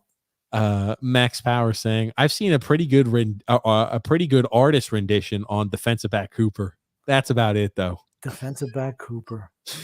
You're not going to live that one down for quite a while, by the way. The guy parachuted out of the back of a 727 with a load of loot. Yeah. A loss is a loss. Oh, man. And then Mr. B says here, now is time to take a few of those good clips and to make some deals. Maybe offer a buy one, get one. Yeah. And man, yeah. Why not put Wallstrom or Bellows out there? Yeah. I'll tell you. Grumpy, we're here at the end of today's live stream coverage of the game. We learned a lot. We learned about defensive back Cooper. We learned that the Islanders, when they really need to come back and play, they can. They can put up some points. We learned that Anders Lee's fantastic. He had 3 points today, 2 goals, which are all fantastic. I think one of them was a huge wrister from the point. Another one was a slap shot that clocked in at 175 miles an hour. Unbelievable performance out of Anders Lee. And we learned about defensive back Cooper. But Grumpy, what do you want to say before we wrap things up today? I want to say love and laughter to everyone who listens, and even those who don't, from TJ and the Grumpy Old Man. Thank you, ladies and gentlemen, for watching the live stream coverage of the game. We'll be going live with you on Wednesday at 8 p.m. Eastern Standard Time, doing our normal podcast. Thanks so much for tuning in, guys. Thank you, Grumpy, and thank you, everybody, for tuning in. We'll see you on Wednesday. Be blessed.